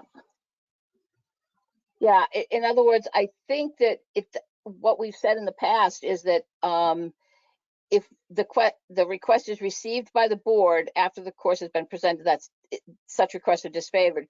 But if the request is received, but the board doesn't meet, or like the request is received, the board doesn't have a chance to approve it, that's a different situation. That's not the way it's written right now, I don't think. I don't think this is new language, though. I think this is the same as it's always been, right? Well, This hasn't been modified as part of the review. the course is already commenced or completed by the time the board meets to review the request. No, I think it was more that the request, it used to be that as long as the request comes in before the course takes place, there was no disfavorment. It had nothing to do with the board it had to do with the request has to come in before the course takes place. Even if the board meeting is afterwards, there's no disfavorment kind of thing. I know what you're saying, but at the end of the day, we want to get across, we want people to get their requests in well in advance. And this, I think, conveys that, but that doesn't stop us from considering them after the fact, which we often and usually do, right? But this is different. What you got to be careful with the language that we're saying, because they have never been disfavored if the request comes in before the course takes place. There's no sense of that. It's always been, if you try to send in the request after the course has taken place, is what we've said is disfavored.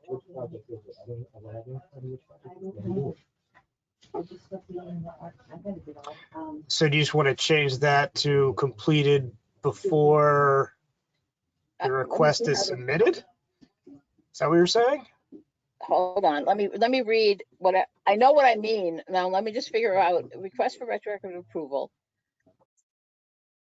Course already commenced or completed by the time the board meets.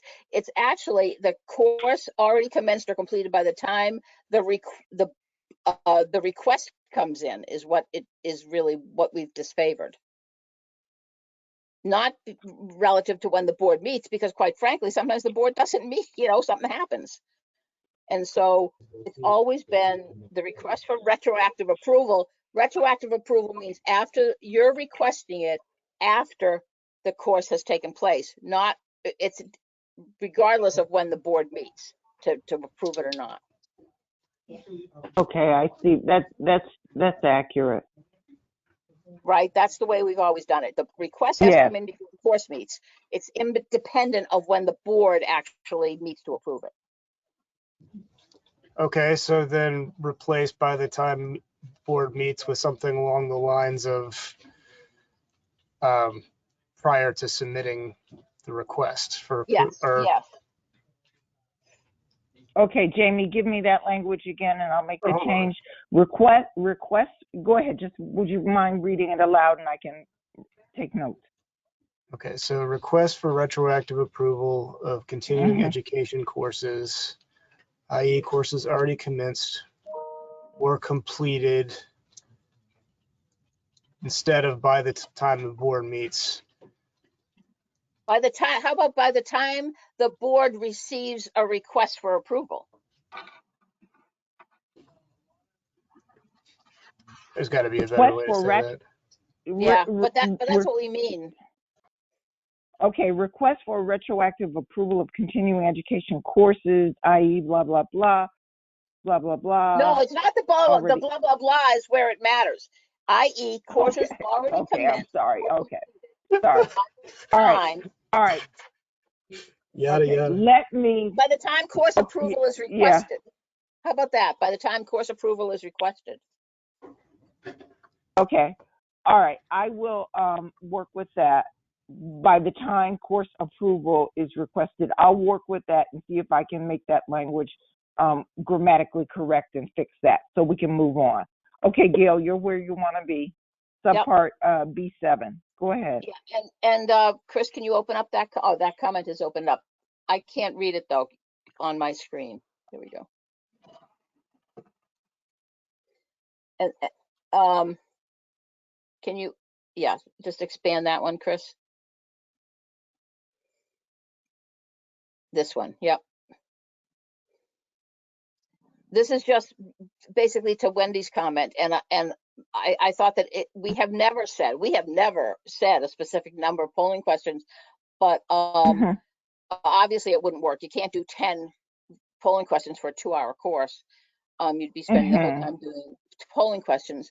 So I was thinking if we feel we want to say something that indicates that there are a certain number of polling questions, like 2 in an 8-hour course isn't accomplishing the objective of making sure people are paying attention, maybe we could just say 1 per hour, if that makes sense. And even that's too much for an 8-hour course. It's still a lot, but it's not unreasonable. But if it's a 1-hour course, one doesn't seem like enough either. Really? I mean, the trouble is they take time. I mean, each thing you do, it takes time away. Even if it's only seems like a couple of minutes, it's still a couple of minutes away, and 2 in an hour is basically 5 minutes because people discuss the answers. It's Paul here. Do we need to be specific on the number of give them guidance on the number of questions, or can we just say it appropriate to the length of the course and give it to the I think that would work. And then we can Okay. approve it or not. I mean, we'll get the approval. Here's the thing: we'll get the approval, and if they say 2 in an 8-hour course, we'll say, well, that's not appropriate. Yeah, exactly. Just give ourselves some Okay. flexibility there, right? Yeah, I agree. Yeah, I think that would be best. that's good, Paul. So what you said, require appropriate to the length of the course, right, Paul? Or even length and content, right? I mean, there could be different. It might not be Yeah. a question. I don't know. Okay, appropriate to the length and content of the course. All right, let me work with that language and see if I can come up with something that incorporates Paul and Gail's comments. So I'll work on that.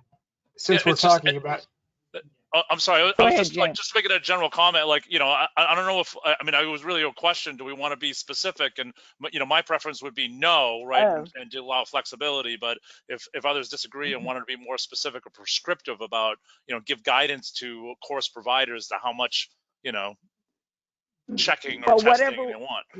Here's my thought. Don't put it in. whatever you guys decide is how I'm going to revise the guidance and send it out to corrected guidance to the continuing ed providers. So Here's my thought. Is that the language you're settling on, or Gail, you go ahead. Go ahead. No, what I want to say is Sorry. we can be not specific in the regulations because you don't want to be prescriptive necessarily in the regulations and be stuck with it. But we certainly have the flexibility in guidance to course providers that says consider, the length of the course and the breaking points or the content of the course to make sure that the number of polling questions are appropriate and also to accomplish the objective, because it is to keep track. We're asking them to kind of keep track of people through the polling questions. That's the point. and that brings me to the point I was about. Go ahead, Jamie. You're breaking up. Oh, no, I was going to say that brings me to the point I was about to raise. Since we're talking about this section now, the other comment that the LSPA had was the line about that evaluate the LSP's performance versus that tracks the LSP's attendance. For the live, You track the LSP's attendance, not whether they got the answer right. Correct. Okay, track. Yep. I'm sorry, Jamie. Track attendees. What did you say? Rather than the line that evaluate the LSP's performance, that it would be that track the LSP's attendance. Okay, got it. But the other part of it is you do want to know how they're performing. The continuing ed providers should want to know how they're performing. Okay, I've got some notes here. The different providers have different software, and not all of them will be able to track how many right answers people get. But I think it's just saying polling questions that occur at periodic. Just drop out that evaluate the LSP's performance. Not even for whether they're attending, just polling questions. Yeah, but they are supposed to be at least looking at whether they're answering or not. Absolutely. Yeah, but having the polling questions does inspire people to answer them. So it's great to have them, but we can just say to occur over periodic intervals.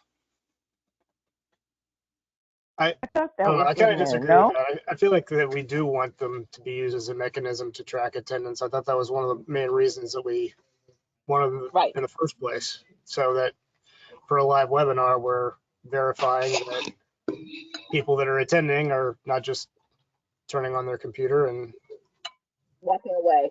Exactly. Yeah, that was I part of think the it's important to discussion, put that Jamie. You're information correct. in there because we want people to be aware of the fact that that is part of the requirement, is that you track. You I track guess just the fact that they answer.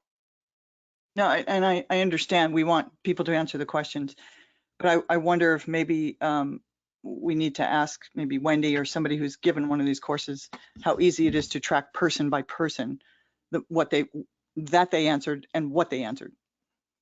We don't care what Right. they answered. We care that they answered. And I do know from talking to Seth, they do track it. His software tracks it for EPOC. Not and probably tracks the answer whether it's right or not, but he doesn't. That's not the important point. It tracks whether someone answers, and they consider that when giving the certificates.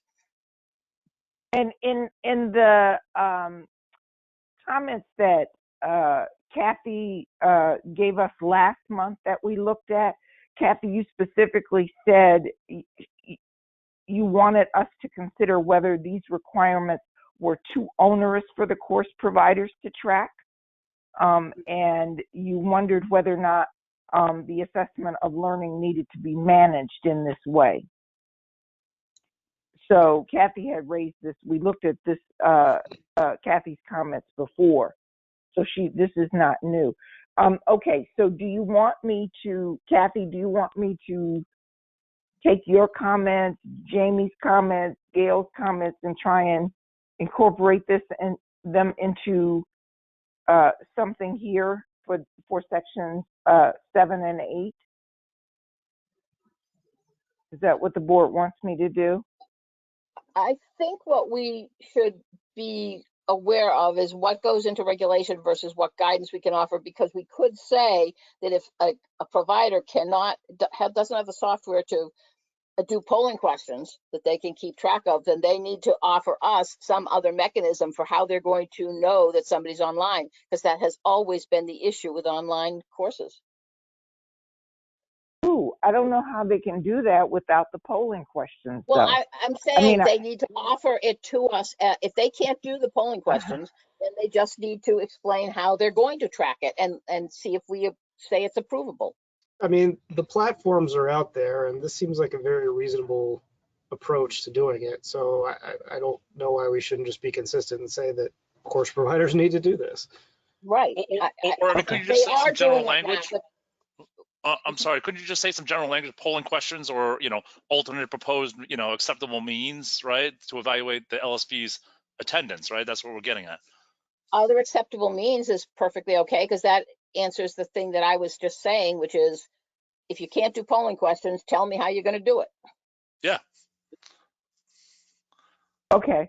I mean, these All are right, I've got regulations, Paul. so some new technology may come along next year that we didn't anticipate other than polling That's right. questions. So Yeah, they'll Right. track your eye movements to see if you're staring at the screen. that's right, DNA Okay. testing or something. That's not that far-fetched, Gail. All right, I know. I have Paul. I have Paul McKinley's comments.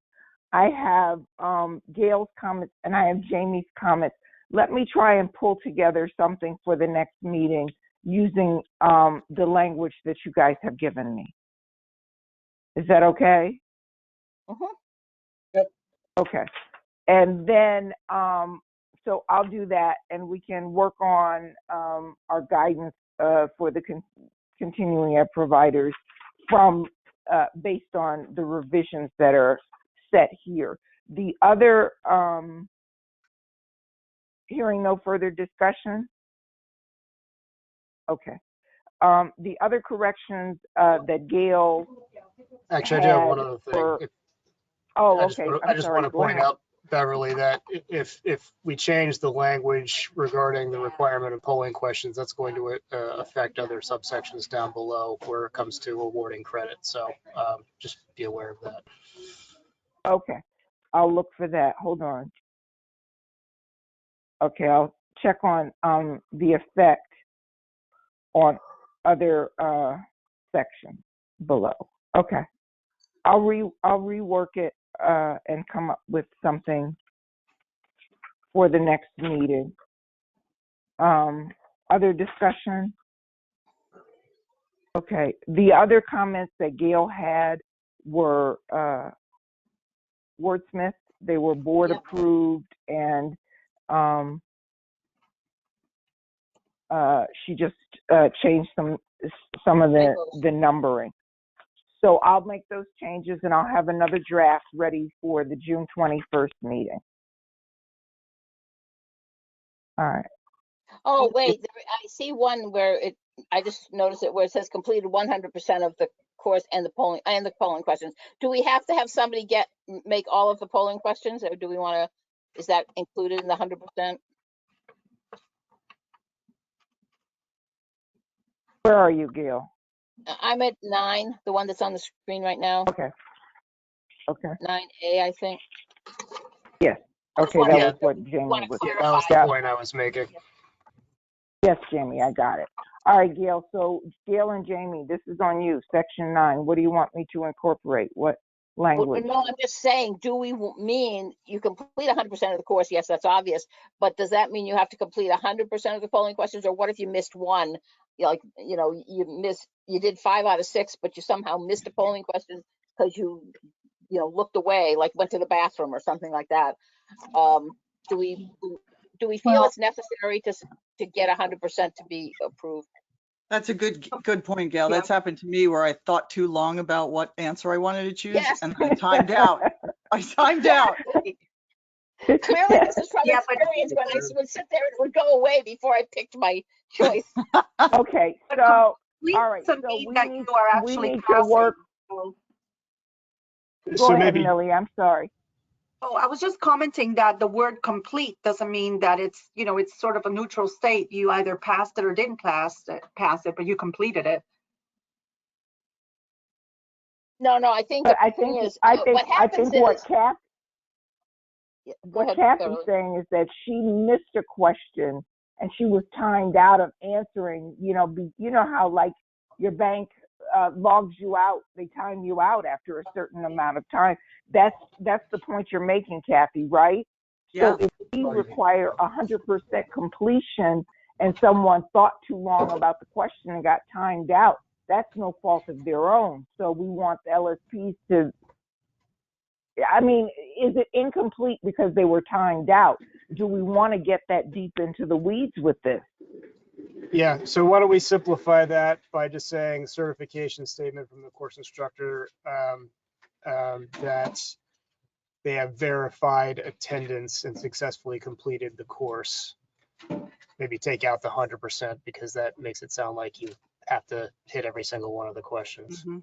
That's a good way of saying it. Completed. Successfully completed So The course. all I'm striking is 100% and of. So this 9A will read a certification statement from the course instructor that the licensee has successfully completed the course and the polling question.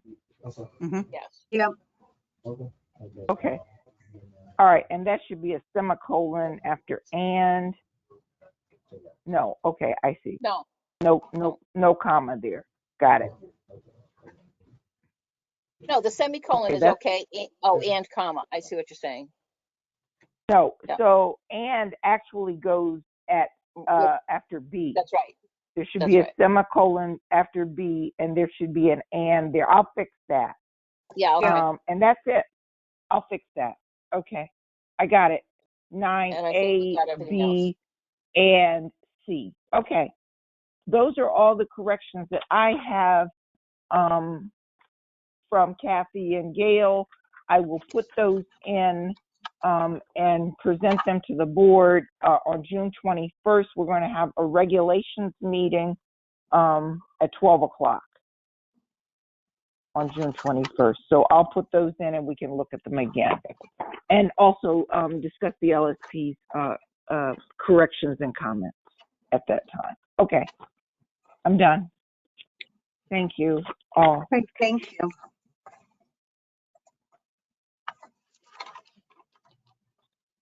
Okay, so our next item is personnel budget and fees. Yep, I have that report. So the 3 vacant positions with the LSP board general counsel, full-time program coordinator, and continuing ed investigator were posted. It'll be live, and I'll define that in a second, for 30 days and active for 14 days. The preferred candidates are the active candidates, those who apply within the first 14 days of the posting, but none of the live candidates, those who apply within 30 days, will be eliminated, so that I will be able to go back and look at that pool in the event that there aren't enough qualified people in the first 14 days. So I'm asking anyone who knows someone who is qualified and may be interested in any one of the 3 open positions with the LSP board to please apply. That's through Mass Careers on the website, the government website. That's personnel.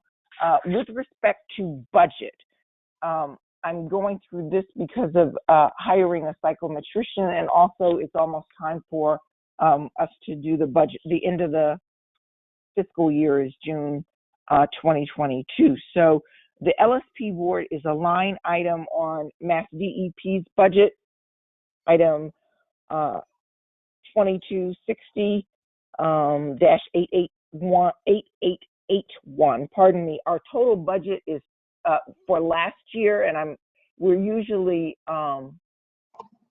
approved at the same, just level funding. So last year we received $20,488,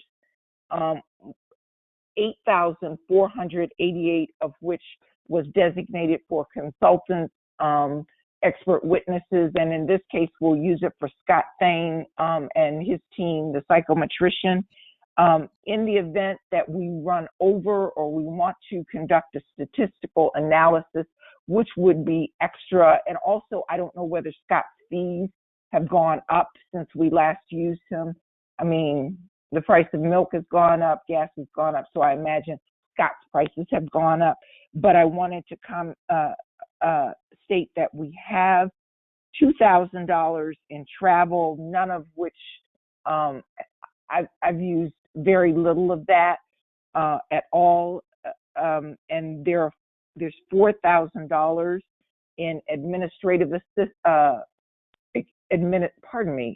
administrative expenses, which is we use a lot of envelopes, a lot of wall certificate, special paper and cardboard and all of that. So I'm hoping that we can move money around if we need to pay for our consultant fees. But that's down the road. So that is personnel, budget, and fees.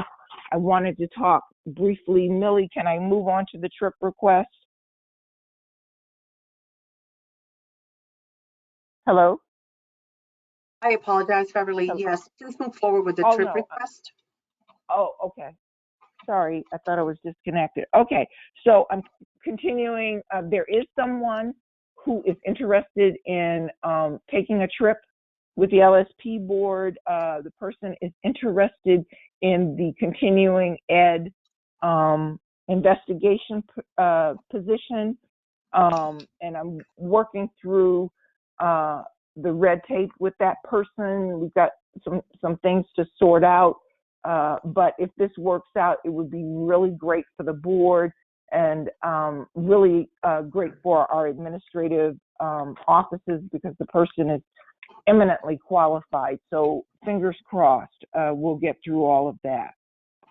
I can move on to public records. Yes, thank you. Okay. I have been in communication with Salem, the reporter from Salem News, and I still have some outstanding names to forward him. The problem is that I have to go into the office and use paper files for some of it.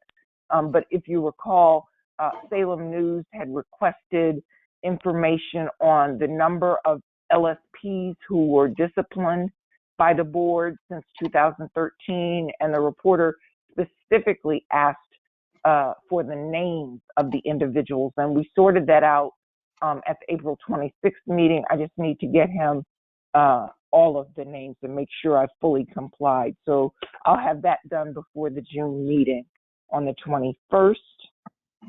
And now I can jump right into the meeting minutes, and that's under the Division of Open Government, if you like. Yes, please. Okay, so I have good news and bad news about the meeting minutes. If you recall, I still have to contact the Secretary of State's office. The Attorney General's office did respond to me. First of all, the open meeting law does not require that public bodies post their minutes to a website or elsewhere. So we don't have to post anything. We can if we want to, and we will, but I'm just saying that the Attorney General's office has said that we don't have to. And I'm going through the Attorney General's office guidance, and all of this is on the website, and I'll give you citations where you can look it up yourself.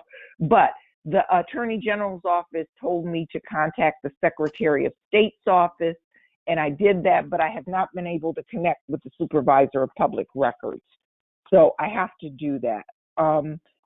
I provided the guidance from the Attorney General's office responding to requests for minutes and documents used during meetings. So you should take a look at that. I'm not going to go through that bit by bit, but I think I have a path forward with respect to the minutes, and this is another reason I am not fully able to commit to a date on the exam, because I want to get these minutes posted on the website.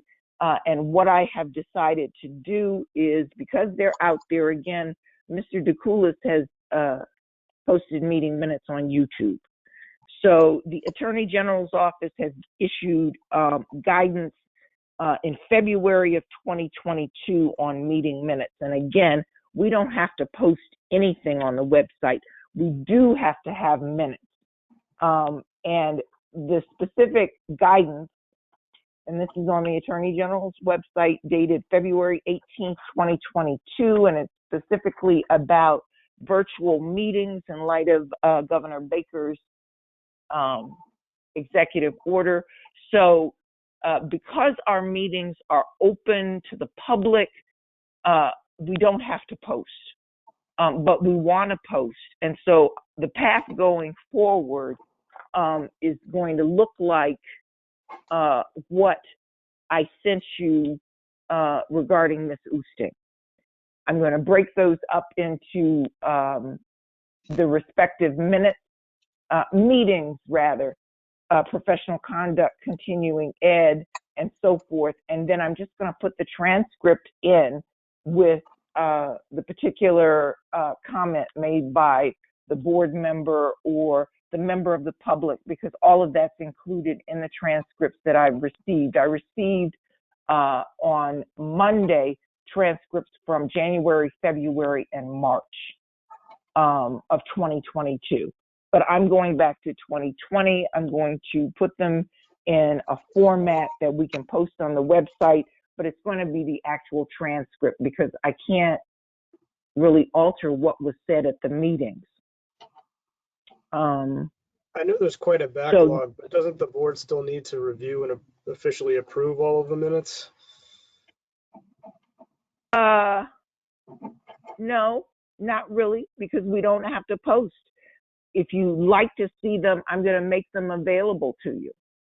I'm going to start with, again, this would be starting with March of 2020. Whenever the transcript, we started using transcripts and meeting virtually, I'm going to go back to those, and it's going to look like what I produced today for your review of Ms. Oosting's petition. So, Jamie, you're saying you want to review those? Absolutely. I was asking, don't we have to? I mean, as a matter of practice, the board has always, reviewed and approved minutes as part of every board meeting at the beginning. I thought that was a requirement in some way. They were Just written look by and see. hand, and here we have the actual. So it's one difference. Yeah, so the difference is Well, that it's yeah. actual transcript versus just somebody taking notes and presenting the intention of, the interpretation of what that person stated. All right. Well, yes, because I am not a fan of paraphrasing what you stated when we have actually what you stated, because that just leaves room for Millie or anyone else, well, it wouldn't be me, but it would be a board member or a member of the public. That's not what I said. So let me read what the guidance from the Attorney General's office said, indicates. And again, I'm quoting from the February 18th, 2022 guidance is on the Attorney General's website. The executive order from Governor Baker provides that a municipal public body that, for reasons of economic hardship and despite best efforts, is unable to provide alternative means of public access that would enable the public to follow the proceedings in real time may instead post a full and complete transcript, recording, or otherwise comprehensive record on its website as soon as practicable after the meeting. It doesn't say anything about the board members needing to review it. That was done primarily, Jamie, because I was taking notes and paraphrasing what was said. With the transcript, you see the difference, yes? Oh, of course I do. I just didn't know if there was something in the public meeting law regulations that required board members to review and approve. I just wanted to ask the question. No, it doesn't. It doesn't say that. It just, and again, I'm going to add this to the agenda for next month so we can continue the discussion. But what I'm going to produce to you next month is going to be the first set of minutes that are just going to identify the speaker as a board member, a member of the public, or whatever, exactly as it is in Ms. Oosting's, the submission that I created for Ms. Oosting. I'm just going to break it down by meeting, continuing ed and that sort of thing. But I can't, first of all, go back and paraphrase everything that we've done since 2020. And why would we want to do that when we actually have turned over transcripts? Again, Mr. DeCoulis has posted the February 8th meeting on YouTube. So I don't think we should, it would be impossible. It's not impossible, but it would be very difficult to go back. And while we have the transcript, that's the best evidence of what was said.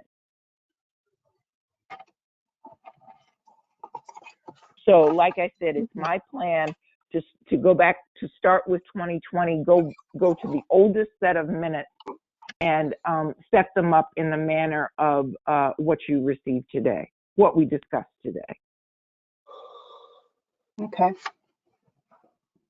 And then we can start posting them because there's no dispute as to what was said. It's a recording and a transcription, rather, of a recording. Now, if you like, we can post the actual meetings, the audio visual of the meeting.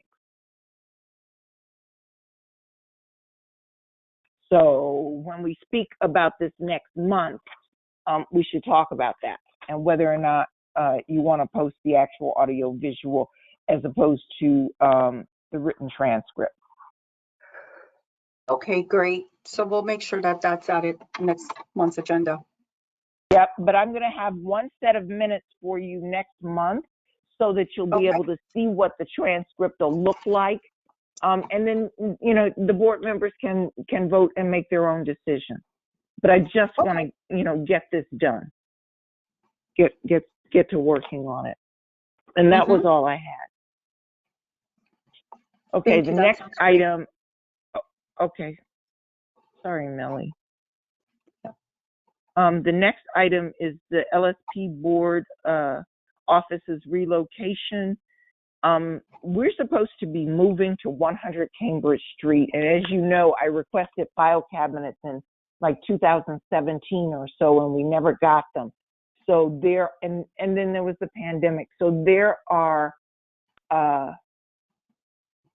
3 or 4 years worth of files that are just in crates and boxes, and we've hired a vendor to sort that out in anticipation of the move. So the good part is that we're going to move. The bad part is we've got to get all these files organized. Some have to be scanned, some and destroyed. Some we have to maintain the files because of the state laws about record retention. And I need help with that because I can't keep the board going and work with the vendor and box up everything, get the files in order to be boxed up and ready for the move. That's that item. And that was all I had. I'm meeting with them on Thursday, May 19th, by the way. Great. So any questions from the members of the board or the public?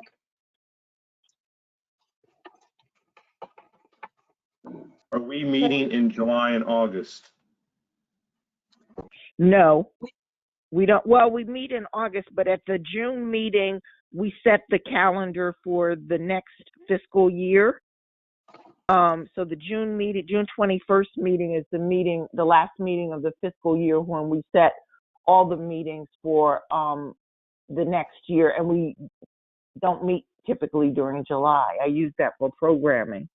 So I had planned to, pack for the move, meet with the vendors, catch up on the minutes and other things. But we set the calendar next month, David. Correct. I was just confirming that. Yep. It'll be on the agenda. Okay, great. So our next future virtual meeting, as we discussed, will be on June 21st, 2022. But before we adjourn, I guess it's the point where I request a motion to enter into executive session.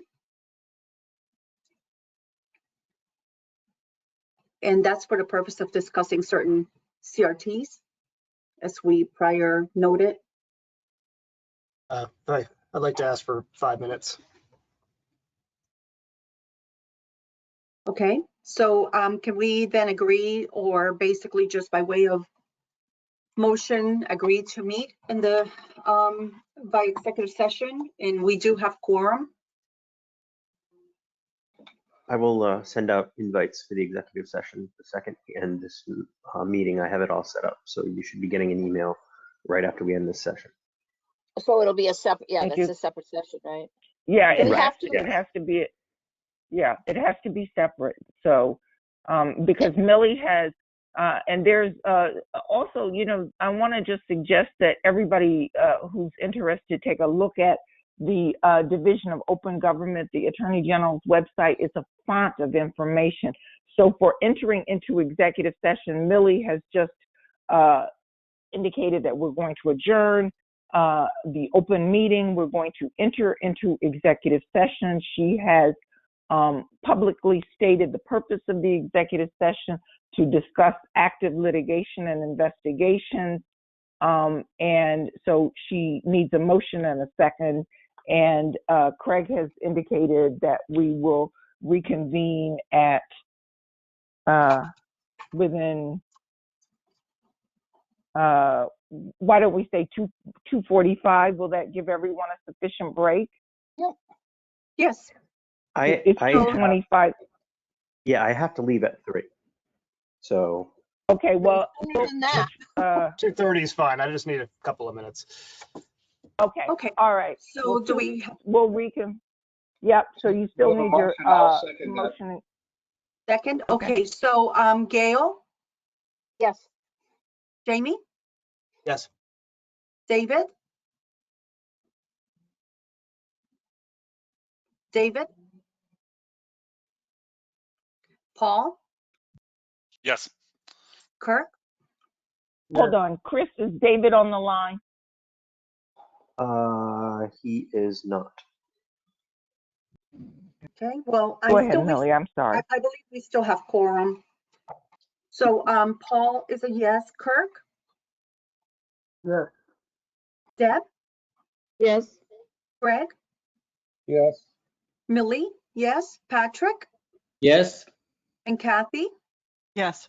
And Greg? Yes. Thank you. So our meeting is adjourned at 2:27, and thereafter we will enter into executive session. Thank you very much.